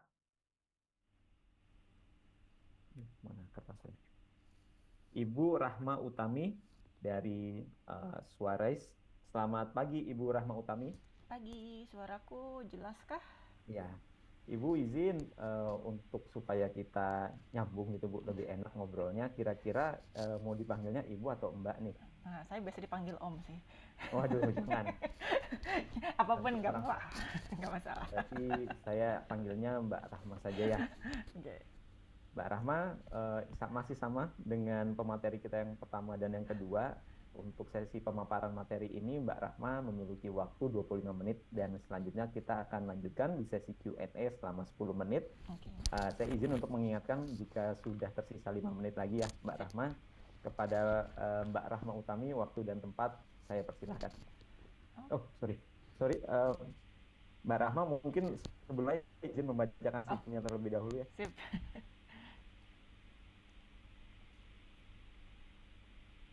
Baik, Mbak Rahma Utami, SD SMA, telah menempuh pendidikan yang pertama di Bandung Institute of Technology atau Bandung, mengambil gelar BKV ya Mbak ya. Lalu menempuh pendidikan selanjutnya itu di University of Sussex, Brighton, UK, mengambil pendidikan Master in Media Practice for Development and Social Change, dan terspesialisasi di Evaluating Gaps and Opportunities in Digital Media for Social Commercial. Dan saat ini bekerja di PT Suara Inklusi Semesta atau Suaris sebagai Knowledge and Accessibility Director. Beliau memiliki berbagai pengalaman dalam memimpin dan mengarahkan organisasi, menyusun kurikulum, aktivasi dan pelatihan utama untuk digital accessibility, memimpin dan mengawasi perumusan kebijakan aksesibilitas digital Indonesia bersama Kementerian Komunikasi dan Informatika atau KOMDIGI, dan memperkasai dan mengelola Global Accessibility Awareness Day dan mengembangkan serta memimpin Bootcamp A11Y pertama di Indonesia. Jadi tanpa berlama-lama kita saksikan pemaparan materi dari Mbak Rahma Utami. Waktu dan tempat kami persilahkan. Oke, slide saya apakah sudah terbuka? Sudah? Udah ya? Sudah. Oke. Selamat pagi semuanya. Sebagai sesi terakhir ini saya bertugas untuk menjahit penjelasan dari Mas Nihan sama Mbak Rahma yang satu lagi. Mbak, kita sama namanya Mbak. Dan menurut saya ini pas banget saya ditaruh terakhir karena tadi Mas Nihan udah sedikit bahas tentang spektrum disabilitas dan Mbak Rahma juga sudah membahas soal potensi luar negerinya. Jadi ini makin ya, makin luas. Tadi karena sudah dijelaskan jadi saya nggak usah jelasin lagi, cuman karena modenya ini pariwisata jadi saya pakai fotonya juga sebetulnya di sini yang lagi berwisata gitu ya, dari mulai yang kota sampai yang pedalaman. Dan ini terkait Suares, kami adalah social enterprise yang fokus di inklusi disabilitas di sektor digital sejak 2017 dan kami juga merupakan pionir digital accessibility consultancy di Indonesia. Nah, dalam konteks pariwisata ini kebetulan banget, beneran kebetulan, saya sendiri pernah bikin startup wisata dan gagal. Itu zaman menterinya Pak Arief Yahya waktu itu yang 10 destinasi prioritas ya, yang Nawacita, Mandalika, Toba dan kawan-kawan. Jadi di situ kebetulan juga jadi saya agak terpapar sama rekan-rekan tourism operator gitu lah, dan gitu perhimpunan pariwisata dan kawan-kawan. Dan kebetulan juga saya dulu zaman digital agency pernah punya klien terkait wisata tapi bukan destinasi wisatanya tapi akomodir pariwisata, yaitu namanya travel recommends ya sebutnya. Jadi hopefully walaupun knowledge pariwisata terbatas, saya mau mencoba build relevansi. Dan sedikit tambahan sebenarnya yang terkait gerakan ya yang seputar aksesibilitas ini, saya mau memperkenalkan dua ini. Yang pertama adalah LEID, ini gerakan yang salah satu yang saya inisiasi, fokusnya ke aksesibilitas digital, dan pariwisata itu sebagai salah satu sektor yang biasanya kita bahas, jadi bukan keseluruhannya ya. Sedangkan ada rekan-rekan di Accessible Leisure, mereka membahas memang ya leisure-nya accessible, ini gerakan ya, jadi kayak review tempat, review experience yang accessible itu apa aja, dan mereka kebetulan punya buku, boleh dicek sama rekan-rekan semua. Nah, tadi sempat dibahas sama Mbak Rahma, kaitannya adalah market disabilitas global. Dan Indonesia suka dibilang, oh kita tuh minoritas gitu ya disabilitasnya, padahal kita punya 22 juta disabilitas. Yang mana kalau misalnya kita mau setarakan ya, ini tuh setara dengan seluruh penduduk Australia. Jadi bayangin dari bandara sampai pantai, itu disabilitas semua. Nah itulah jumlah disabilitas di Indonesia. Dan terkait global, di global tuh ada 1 miliar disabilitas gitu, dan itu yang disabilitas permanen loh, belum yang lain-lain, nanti kita akan jelasin. Jadi kalau dibilang basketnya, opportunity-nya tuh sebenarnya gede banget. Walaupun ROI-nya jelas beda-beda, tapi kan kalau wisatawan luar jelas dong buying power-nya gede, ya enggak? Nah, lalu terkait spektrum disabilitas, tadi sebenarnya sudah sempat dibahas sedikit sama Mas Nihan ya. Jadi kan disabilitas itu onsetnya atau waktu terjadinya itu ada banyak, ada yang sejak lahir, ada yang dari kecil misalnya umur 8 tahun atau balita gitu loh, ada yang saat remaja atau dewasa, ada yang terjadi saat kecelakaan, ada yang kondisinya penyakit kronis maupun akut gitu loh, dan yang pasti usia lanjut. Jadi coba perspektif mikir disabilitas juga bukan tentang orang lain aja. Kalau tadi Mas Nihan sebut orang tuanya, sekitarnya, ini juga kita loh, kita yang healing kemana-mana. Nanti kalau misalnya udah tua, aduh masa di rumah aja, mau yakin gitu loh, mumpung masih muda usahakanlah accessible travelnya dari sekarang aja, nanti pas kita udah tua kita masih bisa healing gitu. Dan yang pasti yang mau saya tekankan di sini adalah aksesibilitas berdampak tuh nggak cuman disabilitas. Ini dari Microsoft Inclusive Design. Jadi kalau dalam konteks aksesibilitas, bukan dalam konteks undang-undang ya, disabilitas itu ada permanen, temporary, situasional. Jadi kalau yang permanen ya berdasarkan undang-undang si 22,7 juta tadi, si 1 miliar tadi. Tapi ada kondisi temporary, tadi yang Mas Nihan sempat pakai kruk gitu ya, sempat kalau abis futsal keseleo, nah itu temporary sebenarnya gitu kan, nggak enak juga naik tangga tinggi-tinggi. Atau misalnya abis dengerin konser musik agak pengang-pengang dikit, nah itu temporary gitu. Atau ada juga kondisi situasional, artinya secara fisik tidak apa-apa, tapi sekitarnya atau kayak tadi bawa koper, otomatis tangannya occupied dong, bawa stroller, traveling sama bayi, otomatis butuh rem dong. Jadi sekali lagi dampak aksesibilitas itu nggak cuman untuk disabilitas aja, tapi bisa extended yang pretty much semua orang. Nah ini saya coba sederhanakan dalam aspek pariwisata biar mudah menjelaskannya. Pasti kan yang namanya wisata tuh ada aspek planning ya, meliputi segala upaya perencanaan perjalanan, baik itu pencarian informasi, pembentukan itinerary, referensi, hingga booking akomodasi, transportasi, dan tiket layanannya. Oke. Kalau misalnya teorinya salah, maafkan. Aku mencoba mensimplifikasi aja. Lalu yang kedua ada terkait transit sama transport. Berarti kan in the way ya, on the way. Meliputi segala sesuatu untuk mencapai lokasinya. Dan yang terakhir itu ya experience-nya. Bisa itu wahana, bisa itu tempat, bisa itu pantai, bisa itu apapun. Ya pada dasarnya si lokasinya itu sendiri, dan aku masukin sebenarnya akomodasi ke situ. Karena hari gini kita staycation juga lah ya. Jadi kita masukin ke dalam experience. Nah, sekarang kita lihat stakeholder-nya atau pemangku kepentingannya di masing-masing. Ini tidak semua, saya cuma sebut beberapa aja. Jadi kayak pas planning sebenarnya pasti ada travel agent atau OTA ya, penyedia layanan, pembuat platform atau konten informasi layanan, dan promotor alias influencer. Gimana caranya kita mupeng mau pergi ke sana gitu kalau kita nggak lihat influencer lagi healing jalan-jalan, atau dari konten-konten yang seliweran gitu ya. Jadi pada saat planning ini stakeholdernya banyak yang terlibat. Lalu untuk yang transit transport tentunya juga hampir sama, penyedia layanan, dishub, bahkan operator pesawat gitu ya, atau operator bus, ini pasti akan ada perannya di situ. Dan untuk dari segi experience kayak ticketing platform, kita harus beli tiket kadang-kadang ya. Udah gitu penyelenggara event, kadang-kadang tourism itu nggak cuman forever yang ada di situ, ada konser Taylor Swift gitu kan, nah, itu jadi tourism juga kan. Atau konsernya apa gitu, atau ada event besar apa, itu juga jadi salah satu bentuk tourism yang event based gitu. Tentu saja pengelola sarana dan pengelola lokasi wisata, dan dalam hal ini aku rasa Kemenpar yang wajib terlibat juga. Nah dari sini saya coba breakdown sedikit lagi, terutama bagian experience.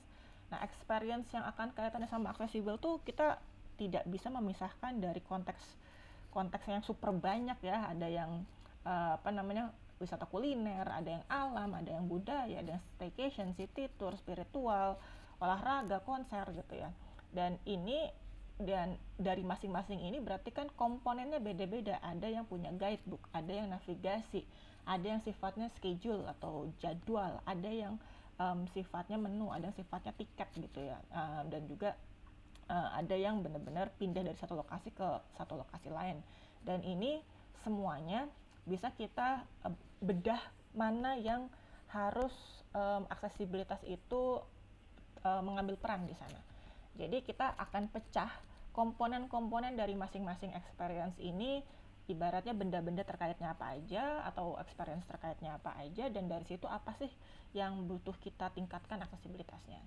Nah, karena saya di sini bicara dalam konteks digital, jadi biar nggak salah kemana-mana dulu, saya mau menekankan ulang definisi aksesibilitas digital, yaitu bagaimana sebuah experience atau bisa itu website, bisa itu konten, bisa itu aplikasi yang sifatnya digital, bahkan VR sekalipun atau game gitu ya, itu bisa diakses oleh semua orang tanpa kecuali, baik menggunakan alat bantu maupun tidak gitu ya. Jadi kalau alat bantu yang dimaksud tuh bukan kayak tongkat yang dimaksud, enggak, tapi kayak di HP dan di laptop kalian masing-masing tuh udah ada namanya accessibility features. Kayak untuk teman-teman netra ada pembaca layar, untuk teman-teman low vision ada pembalik warna atau invert color atau magnifier. Nah, jadi bagaimana informasi digital dan semua experience digital itu bisa diakses baik yang dengan ataupun tanpa menggunakan alat bantu, bahkan termasuk yang non disabilitas kayak buta warna sebetulnya non disabilitas kalau secara formal di undang-undang ya, tapi bagaimana terbantu juga, sehingga dampak utamanya juga proaktif terlibat, tidak harus menunggu informasinya diceritain. Coba bayangin, di restoran ini menunya apa aja, dibacain menunya A sampai Z gitu ya, padahal kalau misalnya aksesibel dia bisa baca sendiri. Jadi proaktif, efisiensi waktu, dan kawan-kawan pada dasarnya sih ya menjadi penikmat jalan-jalan seutuhnya ya kalau dalam konteks pariwisata. Nah, yang perlu diingat juga ada digital. Karena kita ngomong digital accessibility itu bukan berarti tentang online ya. Di online itu termasuk digital, tapi digital itu tidak online doang. Makanya ini dipasang dulu di sini karena nanti penjelasan aku akan banyak yang terkait ini. Nah, kalau kita bicara tentang digital accessibility ini, nggak mungkin kita ini harusnya gini tanpa ada landasan, ada standarnya teman-teman. Jadi standar aksesibilitas itu sebenarnya banyak dan ada turunannya di tiap-tiap negara, yang sayangnya yang Indonesia nggak disahkan-sahkan juga gitu ya. Jadi kalau secara internasional ada yang namanya WCAG atau Web Content Accessibility Guidelines, itu setara dengan ISO 40500 yaitu WCAG 2.2. Jadi ini mengatur bagaimana website, aplikasi, bahkan dokumen PDF ya, itu menjadi aksesibel sesuai standar. Jadi ada sukses kriterianya, ada levelnya, dan ada keterangannya bagaimana membuat itu jadi aksesibel. Lalu dari segi tools, dari segi barang juga ada yang namanya ICT Accessibility Standard, yaitu ISO 30711 gitu ya. Jadi ini terkaitnya sama si tools khususnya hardware. Nah, yang kita nanti akan banyak bahas atau digital biasanya merujuk ke WCAG atau si ISO 40500. Saya nggak akan jelasin detail karena pasti pusing. Jadi saya akan yang kontekstual aja yang akan saya jelaskan di sini. Jadi nggak usah khawatir dengan teknis-teknis ini. Nah, lalu menalar aksesibilitas digital dalam konteks pariwisata itu kita nggak ngomongin WCAG-nya in detail dulu, jangan pusing gitu. Tapi kita menalar dulu nih sama prinsip aksesibilitasnya cuma 4. Jadi WCAG itu kriterianya ada 86 totalnya. Tapi kita dalam konteks wisata kita cukup menalar aja dulu. Yang pertama adalah kita jangan lompat langsung ke kriteria. Jadi jangan melihatnya parsial, tapi kita melihatnya holistik dulu. Yang kedua itu adalah pahami dulu prinsip dasarnya, siapa yang beresiko untuk sesuatu dan siapa juga yang mendapatkan manfaatnya dari penerapan prinsip-prinsip tersebut. Baru yang terakhir juga, kita nggak pakai WCAG dulu dalam konteks ini karena tidak semuanya bisa applicable, karena tadi wisata itu kombinasi experience, karena ini konteks ya, beyond apps doang, beyond website doang, tapi prinsip-prinsipnya itu sendiri bisa diterapkan dalam konteks pariwisata. Nah, prinsipnya apa aja sih? Disingkatnya POUR, P-O-U-R. Nah, kalau di bahasa Indonesia, bahasa Inggris sih. Nah, tapi kalau sudah diterjemahkan, jadi kalau bahasa Inggrisnya perceivable, terindra. Artinya bisa diterima oleh indera yang bekerja. Kalau ya beliau adalah seorang disabilitas netra, nggak bisa ngelihat gitu ya, maka masih bisa mendengar, masih bisa meraba. Kalau misalnya yang bersangkutan adalah tuli, tidak bisa mendengar, maka masih bisa melihat. Tuh. Kalau yang bersangkutan tidak bisa melihat mendengar, masih bisa meraba. Itu namanya perceivable atau terindra. Lalu yang kedua itu operable, dapat dioperasikan, artinya ya dapat berinteraksi. Kalau misalnya kayak sekarang kita pakai mouse, ya gimana kalau yang nggak pakai mouse, gimana yang pakai keyboard aja gitu ya. Atau nggak pakai keyboard, nggak pakai mouse. Caranya gimana? Mungkin pakai kedipan mata atau misalnya pakai voice control gitu. Jadi ini operable, understandable, dapat dipahami informasinya. Lalu yang terakhir adalah robust, andal, artinya kompatibel di beragam asistif teknologi. Dan ini kita akan bahas utamanya yang 3, perceivable, operable, understandable. Jadi yang robust kita abaikan dulu karena itu kaitannya teknologi. Nah, buat teman-teman yang belum pernah ketemu sama teman-teman difabel, apalagi difabel sensorik ya, teman-teman difabel tuh banyak banget tipenya, banyak banget kondisinya. Ada yang menggunakan asistif teknologi, ada yang enggak, dan juga ada yang mandiri, ada yang enggak. Begitu pula nanti kaitannya sama wisata gitu ya, ada yang suka jalan-jalan sendiri, ada yang enggak, benar-benar sangat tergantung. Walaupun kenyataan di lapangan sih jarang kalau yang berwisata sendirian ya, kalau teman-teman difabel seperti yang tadi Mbak Rahma sebut. Nah, yang akan saya bahas di sini adalah ketersediaan dukungan aksesibilitas itu. Jadi saya akan punya beberapa study case ya. Pertama, apakah fasilitas itu tersedia by default, artinya ada ataupun tanpa disabilitas di situ, itu memang sudah tersedia. Yang kedua adalah by request, artinya akomodasi tambahan gitu ya.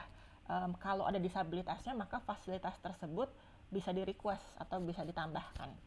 Jadi kita akan kaji beberapa hal ini berdasarkan 2 hal ini ya. Nah, ini juga termasuk adalah tidak semua pariwisata diwajibkan aksesibel gitu ya, karena ya kita paham variasi. Tapi ketika itu memang triggering sesuatu, harap diberikan himbauan atau trigger warning. Jadi untuk memastikan bahwa memang disabilitas-disabilitas yang terdampak itu memang tidak masuk. Nanti aku akan jelasin contohnya. Tapi bukan berarti jangan sampai mindset pariwisata aksesibel artinya wahananya monoton gitu ya, enggak gitu ya. Tapi kembali lagi, karena ada beberapa hal yang aksesibel untuk difabel yang satu, tidak aksesibel untuk yang lain, yang mana sebetulnya sah-sah aja gitu. Nah, kita akan ke study case yang pertama, web informasi. Tentunya sekarang kita kalau nyari referensi ya, selain sekarang mungkin banyaknya sosial media kayak TikTok atau Instagram gitu ya, tapi kita kan nyari-nyari juga di website gitu loh. Dan itu bisa jadi website tempat wisatanya, ataupun misalnya website kayak Traveloka atau Tiket juga suka ada artikel-artikel ya seperti itu. Itu bisa dibaca. Nah, di layar teman-teman ini saya memberikan 2 contoh dari dua program yang dilakukan oleh Suaras. Yang pertama itu Accessibility Design Challenge. Ini salah satu submission yang di sektor wisata, yaitu dia mengubah atau merevamp website, namanya itu aku lupa nama websitenya apa, Wisata Alam Indonesia, yang tadinya secara desain tidak aksesibel. Jadi aksesibilitas itu ada beberapa aspek, dari segi desain iya, dari segi coding iya kalau untuk website ya. Dan juga di website untuk yang program Ali Bootcamp ada case tadi nih, ada gimana sih aksesibilitas websitenya Indonesia Kaya sama Traveloka gitu, problemnya aksesibilitasnya apa aja. Nah, ini aku nggak bisa play sekarang, tapi ini resource-nya ada di YouTube-nya Suara, nanti bisa dicek yang aksesibel itu seperti apa, yang nggak aksesibel itu seperti apa. Tapi yang harus kita highlight di sini adalah lokasinya itu website atau informasi, dan fokusnya itu aksesibilitas itu websitenya atau apps-nya harus sesuai WCAG. Nah, ini di sini kalau kita ngomongin WCAG ya. Dan sifat ketersediaannya harusnya by default. Artinya website sama aplikasinya harus comply, harus sesuai dengan standar si WCAG tadi. Lalu ini saya alhamdulillah dapat kesempatan jalan-jalan ke Louvre, Musée du Louvre di Paris. Ini adalah kebetulan mereka pakai, ini tahun berapa? 2019. Mereka pakai guide menggunakan Nintendo DS. Dan yang sebelah kanan ini adalah foto di Museum Van Gogh di Amsterdam. Jadi yang dilakukan oleh kedua museum ini adalah di Louvre, kalau misalnya kita menggunakan guide-nya ya, diaktifkan, kita bawa, itu setiap masuk ruangan kita akan dikasih tahu selamat datang di ruangan apa, menampilkan koleksi bla bla bla. On your right hand side alias sebelah kanan Anda akan ada bla bla bla bla. Di sebelah kiri Anda akan ada bla bla bla bla gitu. Dan ketika sampai di depan koleksinya, ada opportunity dia akan menyebutkan soal ada informasi detail gitu ya terkait ini mau diceritain apa enggak. Dan dari si Nintendo DS-nya itu juga kita bisa mencari-cari apa yang kita butuhkan, nanti diarahkan ke lokasi sana. Mungkin pertanyaannya, emangnya Nintendo DS aksesibel? Tergantung. Karena dalam hal ini Nintendo DS ada touchscreen-nya tapi juga ada tombolnya ya.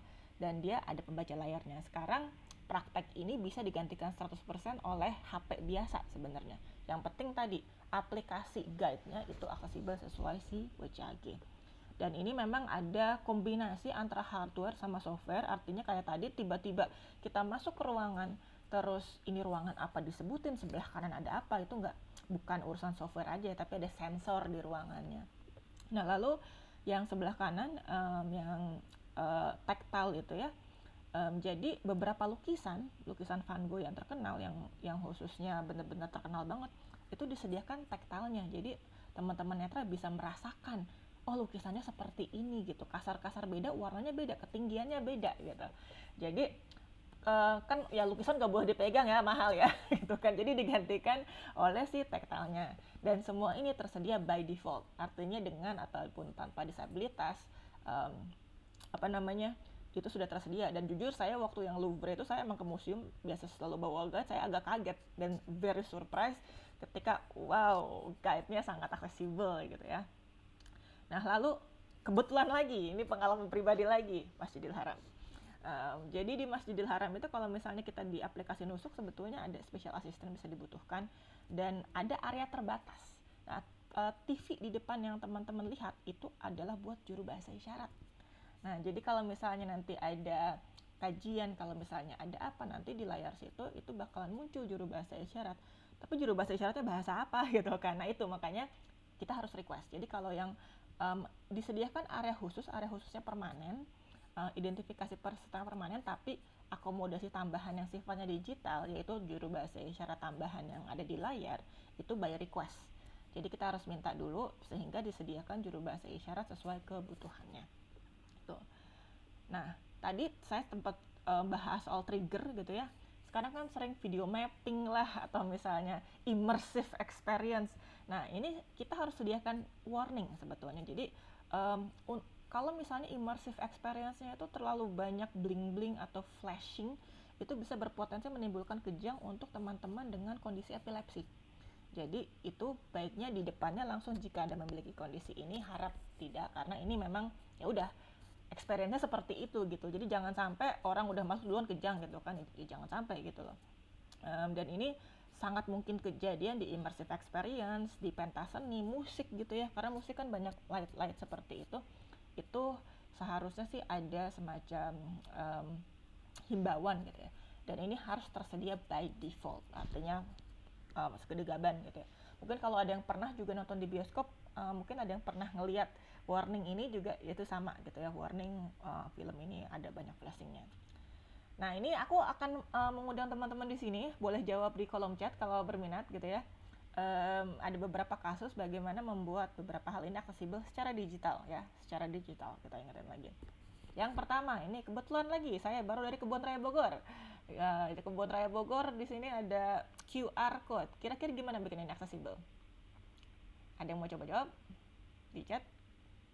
Silahkan teman-teman menjawab di kolom chat, dan reminder juga untuk waktu 5 menit lagi. Mbak Rahmat. Aman. Tapi kalau yang jawabnya lama, nggak ada yang mau jawab nih. 3, 2, 1. Oke, aku jawab dulu. Jadi ini contoh pameran sama kebun raya kan sering banget ya ada keterangan tambahan seperti ini. Ada QR code yang bisa dibaca detailnya karena pelangnya kekecilan. Biasanya juga buat detail informasi, atau bahkan di dalamnya itu udah ada video atau ya artikel yang lebih panjang ya. Dan biasanya ini tersedia by default, bukan by request. Tapi ini kayaknya kurang aksesibel nih. Kalau teman-teman netra gimana taunya di situ ada QR code?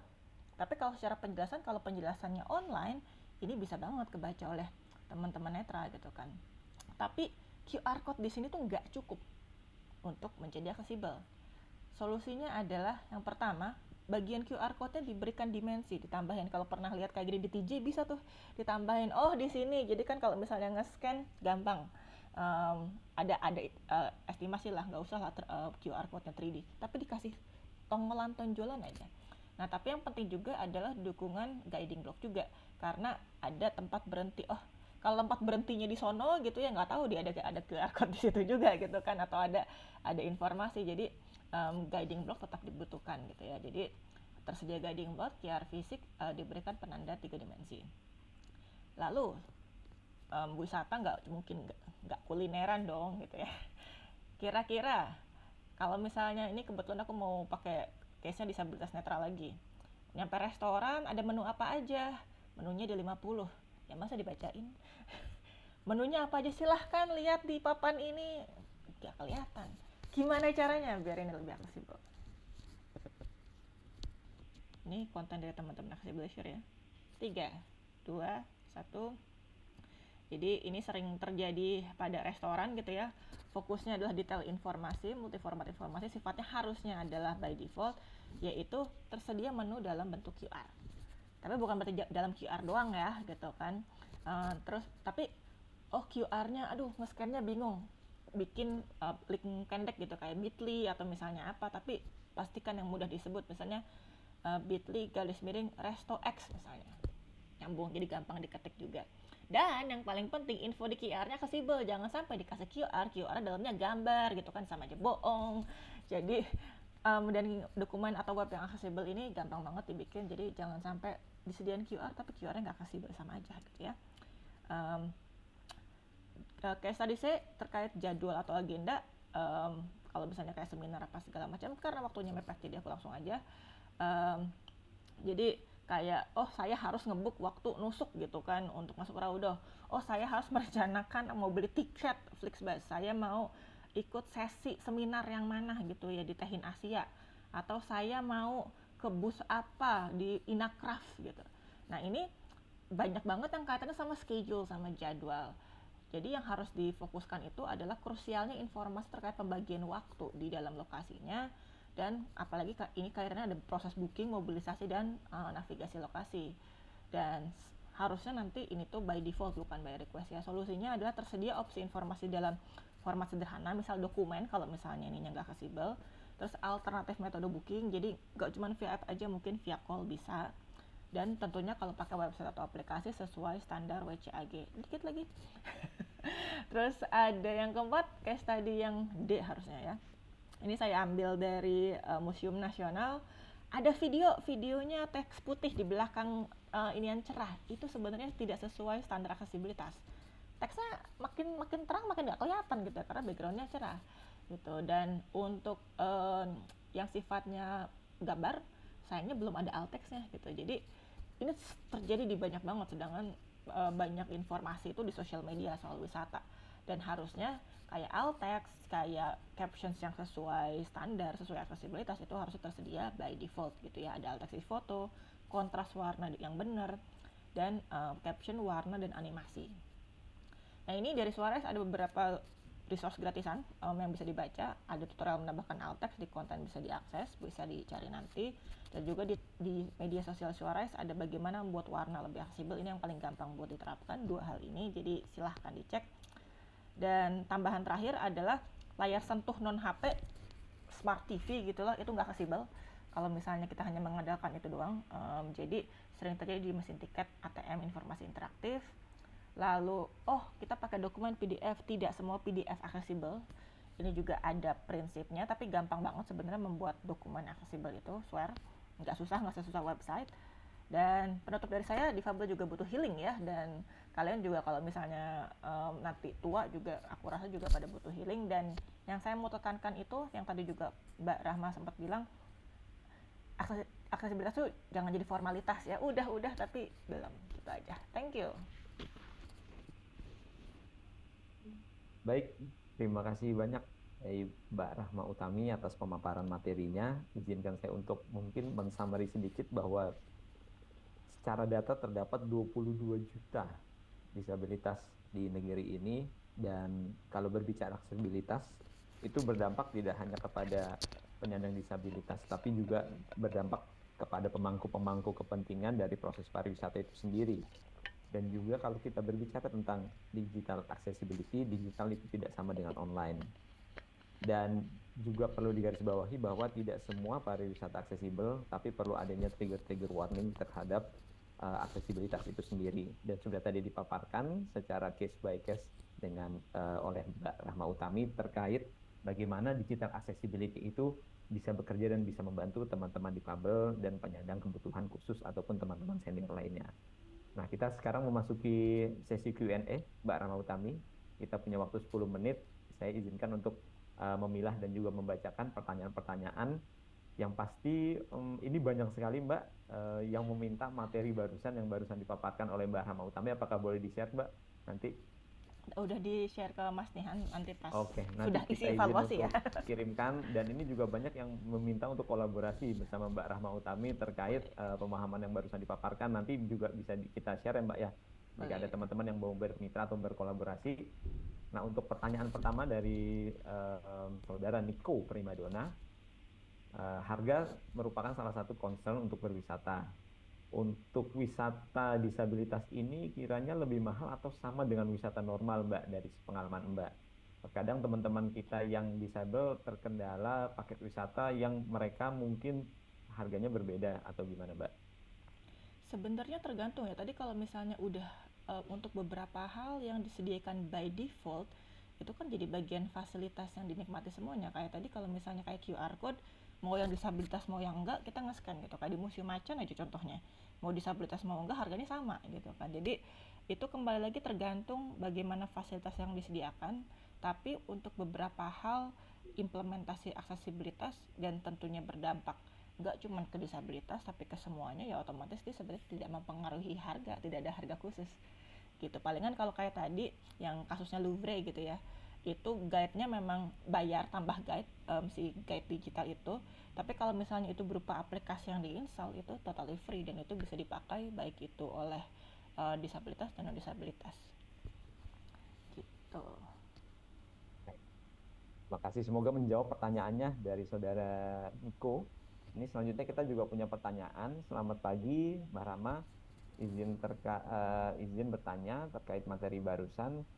Kira-kira langkah sederhana apa yang bisa kita lakukan sebagai masyarakat umum agar lebih peka dan menghormati kebutuhan teman-teman difabel dalam aktivitas sehari-hari, termasuk ketika kita berada di ruang publik atau di tempat wisata yang fasilitasnya kurang ramah untuk teman-teman difabel?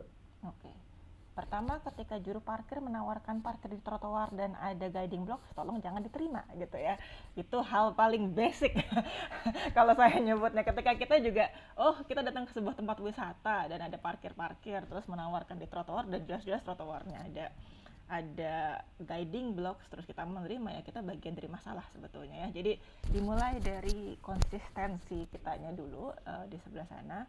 Dan juga mungkin kalau misalnya ketemu sama teman-teman difabel di tempat umum, yang mana saya randomly suka ketemu juga, kalau celinguk ditanya, jangan langsung ditarik, jangan langsung mau dibantu nggak atau mau kemana, karena sekali lagi respect keinginannya. Kayak dulu contoh asli random banget, saya ke Stonehenge di UK. Lucunya ini satu kloter ada difabel netra gitu kan, random banget asli. Nah di situ akhirnya nanya lah, karena dia sendirian gitu kan, mau bareng nggak gitu kan, mau gitu kan, mau dijelasinnya apa aja, ya udah jelasin aja depannya, terus dia minta fotoin. Jadi ya aku oke, di depan ini ada Stonehenge, posisinya bla bla bla bla bla. Jadi bisa dibilang menjadi visual interpreter juga. Tapi sekali lagi jangan tahu-tahu langsung seperti itu, bisa juga ya ditanya dulu. Dan yang pastinya nih, kalau kita suka posting di media sosial pada saat healing traveling, jangan lupa tambahin alt text. Kalau yang tadi captions, jangan lupa captionsnya kontrasnya cukup sama latar belakang, jadi mau yang teman-teman tuli bisa baca dengan baik, kalau yang alt text yang teman-teman netral bisa membaca, dan mungkin ditambahin narasi audionya juga. Itu paling. Baik, semoga menjawab pertanyaannya. Ini pertanyaan selanjutnya dari Saudara Agung Okta Prasetya. Selamat pagi, saya mau bertanya, apakah di destinasi luar negeri untuk disabilitas itu terdapat peraturan-peraturan khusus, Mbak Rahma Utami? Maksudnya aturan di lokasinya atau Ya. implementasinya? Aturan di lokasi dan implementasinya mungkin, apakah ada? Jujur saya kurang tahu ya, karena semuanya itu encounter-nya kebetulan semua. Tapi kayak yang contohnya, kayak yang aku pelajarin dari yang aplikasi Nusuk tuh, kamu kalau misalnya nanya ke cuman ke visitor center biasa aja, mereka nggak ngerti apa-apa. Tapi yang dari aplikasi Nusuk, dia bahkan sudah mengidentifikasi bahwa penggunanya itu memiliki kebutuhan tambahan. Nah, jadi dari situ nanti bisa dieskalasi, di request dulu gitu loh. Palingan regulasi-regulasinya terkait berapa lama menggunakan fasilitas dan kawan-kawannya. Tapi kalau misalnya lebih dari itu jujur nggak tahu. Karena kalau yang aturan di layanan kayak museum dan kawan-kawan itu mereka memang sudah kebijakan negaranya gitu kan, udah ada gitu kan, jadi kayaknya refer ke situ sih. Jadi kalau detail per tempatnya belum punya ilmunya jujur. Ya baik, semoga menjawab pertanyaan.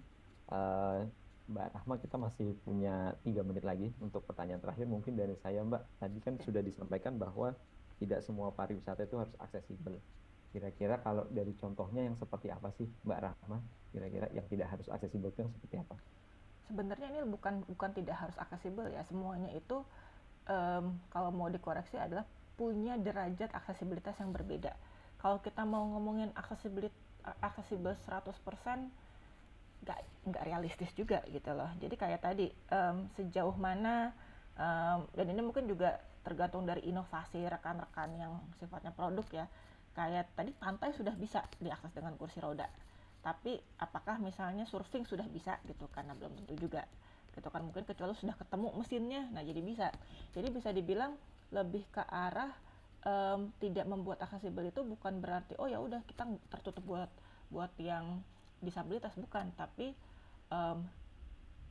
lokasi ini atau wisata ini punya dukungan mungkin baru sama disabilitas 1 aja, 2 aja, 3 aja, which is fine gitu loh. Kayak misalnya yang kayak misalnya teman-teman tuli butuh juru bahasa isyarat. Kenapa? Karena banyak teman-teman tuli juga yang mungkin buta huruf, dan disediakannya apa, langsung aja TV di situ misalnya gitu kan.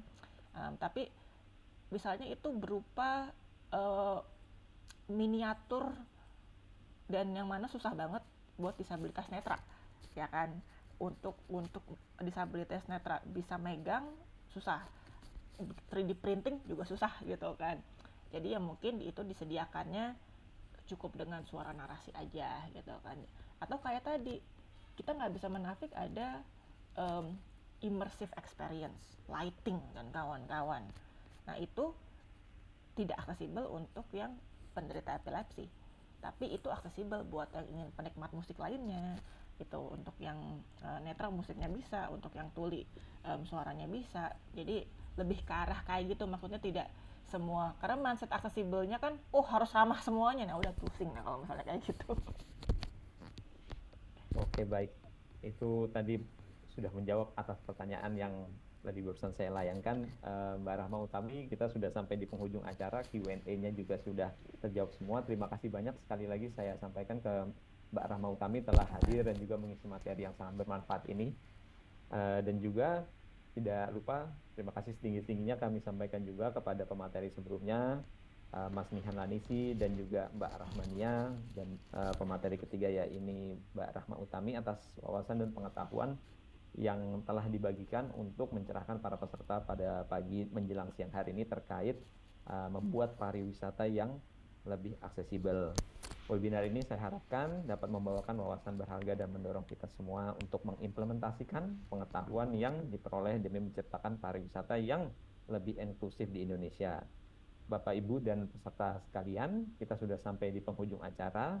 Jangan lupa untuk mengisi form evaluasi untuk mendapatkan sertifikat dari keikutsertaan Bapak Ibu sekalian di acara pada pagi menjelang siang hari ini. Akhir kata saya ucapkan mohon maaf apabila ada kekurangan selama pelaksanaan webinar ini.